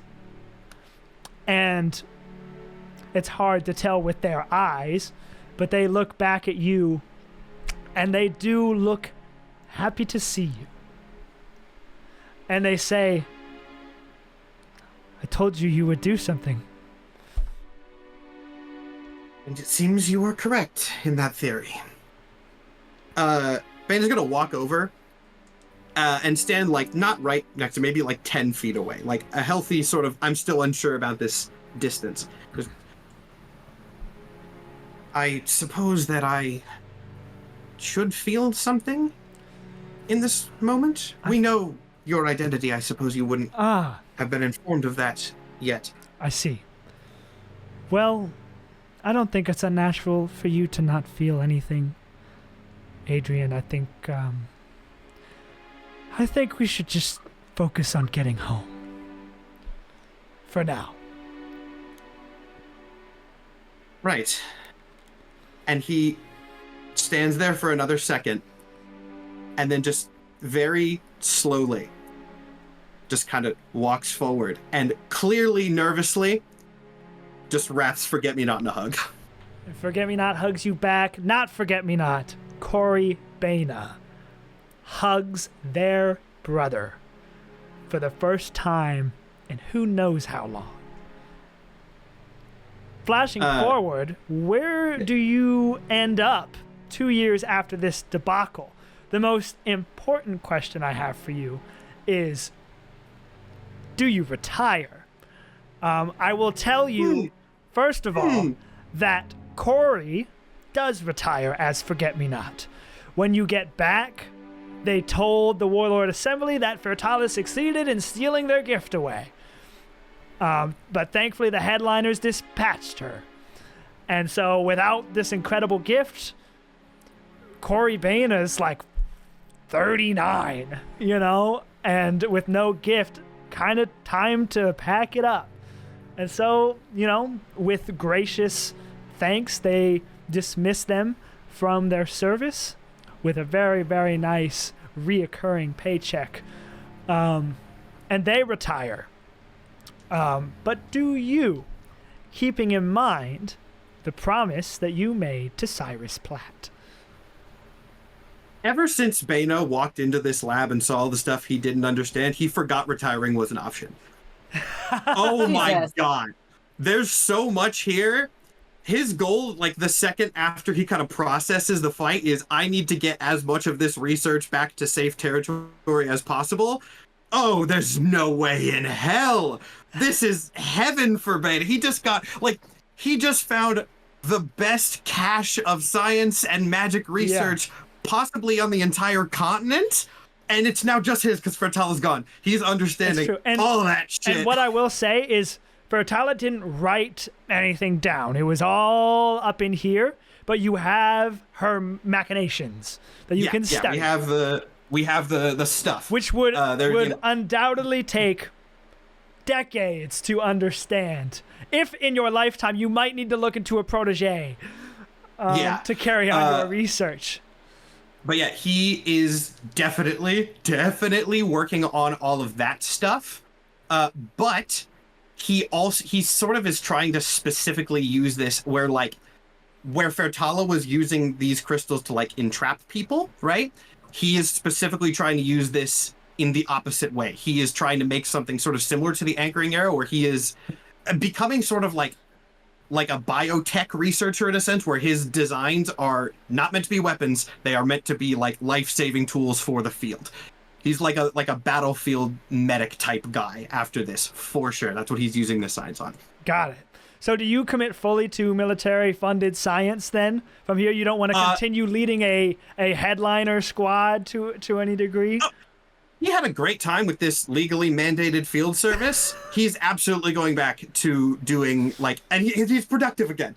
He's finally productive again on his work. But he does, if the Warlord Assembly tries to get him to make purely weapon-related stuff, he tells them to fuck off. Got it. It's defensive tech. And Corey, your older sibling by just a year, will, if you will have them, live with you and spend time, pick up on lost time. Probably very good to have somebody in his life that can pull him away from the research that he's going to go so much harder into. But not in a toxic way. He's doing better now. Moving along, Winnie, and I might as well just say Lexi. What are you two getting up to? What did you do when you get back? or what did you get up to 2 years from now? Wherever you want to hop in, it's kind of loose. But when we got back, we did all the stuff that we had to do. Obviously, like checking with the Lord Assembly and collect all of our payments for the rest of our service, and then retirement. Of course. All the accolades necessary. Definitely, whatever weird cult-like wedding ceremony or courtship ceremony that Lexi's upbringing required, we did with gritted teeth. But we did it. My parents came all the way up here, all the way up there, and we're just like, wow, this place is different. This place is... Honey, I didn't know our in-laws were going to be so eccentric. Yes, so extremely eccentric. And, I mean, I don't think... Well, yeah, the Masmus training is every year. And, maybe just a couple people ended up going missing during the Masmus training. We don't really know how that happens, but it's not like Winnie could possibly be involved. That'd be insane. Of course not. That'd be crazy. That's a crazy accusation to tell a Insane war hero. accusation. And I mean, look at Lexi's face. You think he could hurt a fly? Come on. Absolutely not. Come on. But Sanctuary has been thriving. We spend our days taking care of Granny as she ages gracefully. And, ingratiating ourselves in the new society. It's different, definitely different from what we had experienced, and certainly different from what Lexi had experienced. Yeah. But we're making a nice home.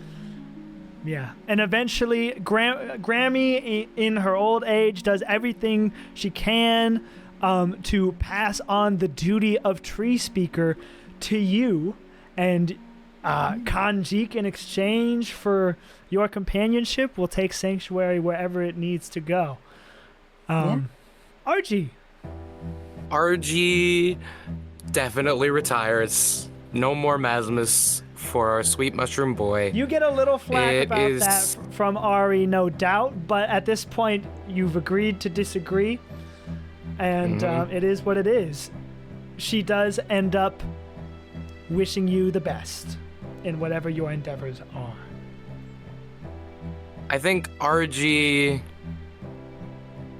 not only reciprocates that, but throughout the years will write to Ari, sort of under Grandpa's nose, as it were. I don't know if she returns any of the correspondence, but, RG writes for the Kragor Chronicle. He writes editorials about the Masmus as dictated by the Warlord Council. He does some PR work. He has a statistics column called The Scoreboard that highlights the achievements of certain Masmus units.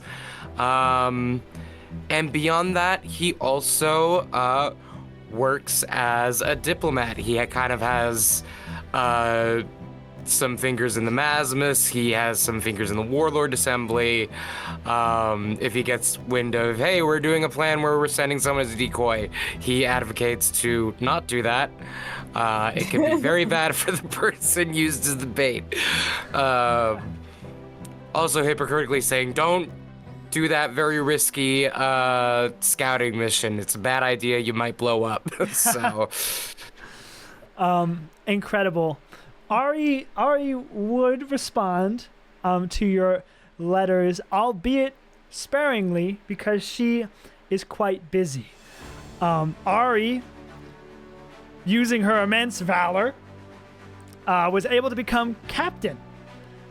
Keep in mind, timeline of events, the headliners were only active duty for less than a year. They did 2 years of training and about 8 months of active service, making Ari one of the fastest ever rank of captains promotion in history at this time. As all of the people from Headliner Squad sort of enter their mid-20s, 23, 25, Captain Bana is 38 now, old geezer doing his science. Ari decides to become a captain and has her own squad who is due to graduate from the Masmus Academy this year. She decided to not call it the Headliner Squad, as she felt the Headliner name kind of spoke for itself, and instead chose to call it, to maybe no surprise, the Champion Squad. Okay. And Vena, you would know, you could get maybe an in on this, but those stats are pretty legit. 14 knights, 8 of them are blessed, 2 of them are gifted, not including the captain herself, and per request from Ari, it is the very first all-female squad in Mazma's history. You Beta guys absolutely were wrote her a recommendation letter if asked. Of course. Splat would continue to be a field medic. He asked to be on Ari's team, but she said absolutely not. And so he just went on to go where he was needed, saving lives in honor of his lost brother Asher. He gets his duties aren't as pressing and demanding as the actual knights themselves, so he does get time off, which he uses to visit everyone. The Splat will eventually come and visit, and bring Spud to visit as often as he can. And Highblade Vera will continue to serve. Happy to not be a babysitter to Captain Bena any longer, with goals to become a commander. She undoubtedly has enough valor, but she's already pretty young for a Highblade, and the Warlord Assembly still thinks she needs some more time. After all, she did get captured. And so she has those ambitions. And around this time, 2 years after the headliner's final mission, Su Yung finally releases the greatest story ever told. Not as a news article, but instead as a non-fiction novel. A novel that would become his magnum opus. How the Headliners Saved the World. And I would love to leave you with an excerpt written by Su Yung himself. On the last pages of the book, Su Yung writes, "The Headliners were far from perfect. In fact, outside of killing giants, they were nothing short of dysfunctional and neurotic. Some of them were foolish. Some of them were stubborn. Some of them had egos so large you might wonder how they fit through the door. But all of them, without a shadow of a doubt, were brave, even if they didn't know it. What I witnessed while traveling with the Headliners was truly a spectacle of camaraderie and a tribute to the unwavering tenacity of humankind. I shudder to think where we might be if the Headliners didn't get sent to Loneshire for their very first mission. But thankfully, that is a tale I'll never have to tell." And if you flip back to the last page of the book, in special little italic text, it says, "To those who died in glory, Jeremiah Stokes and the noble knights of Juniper Squad, your sacrifice was not in vain. Long live Cazilor." And that is where we will end Tales from Cazilor, the Golden Era, prequel to the album Tales from Cazilor. Thank you so much for watching. Go get your Cazilor merch while you still can. And long live Cazilor. Goodbye.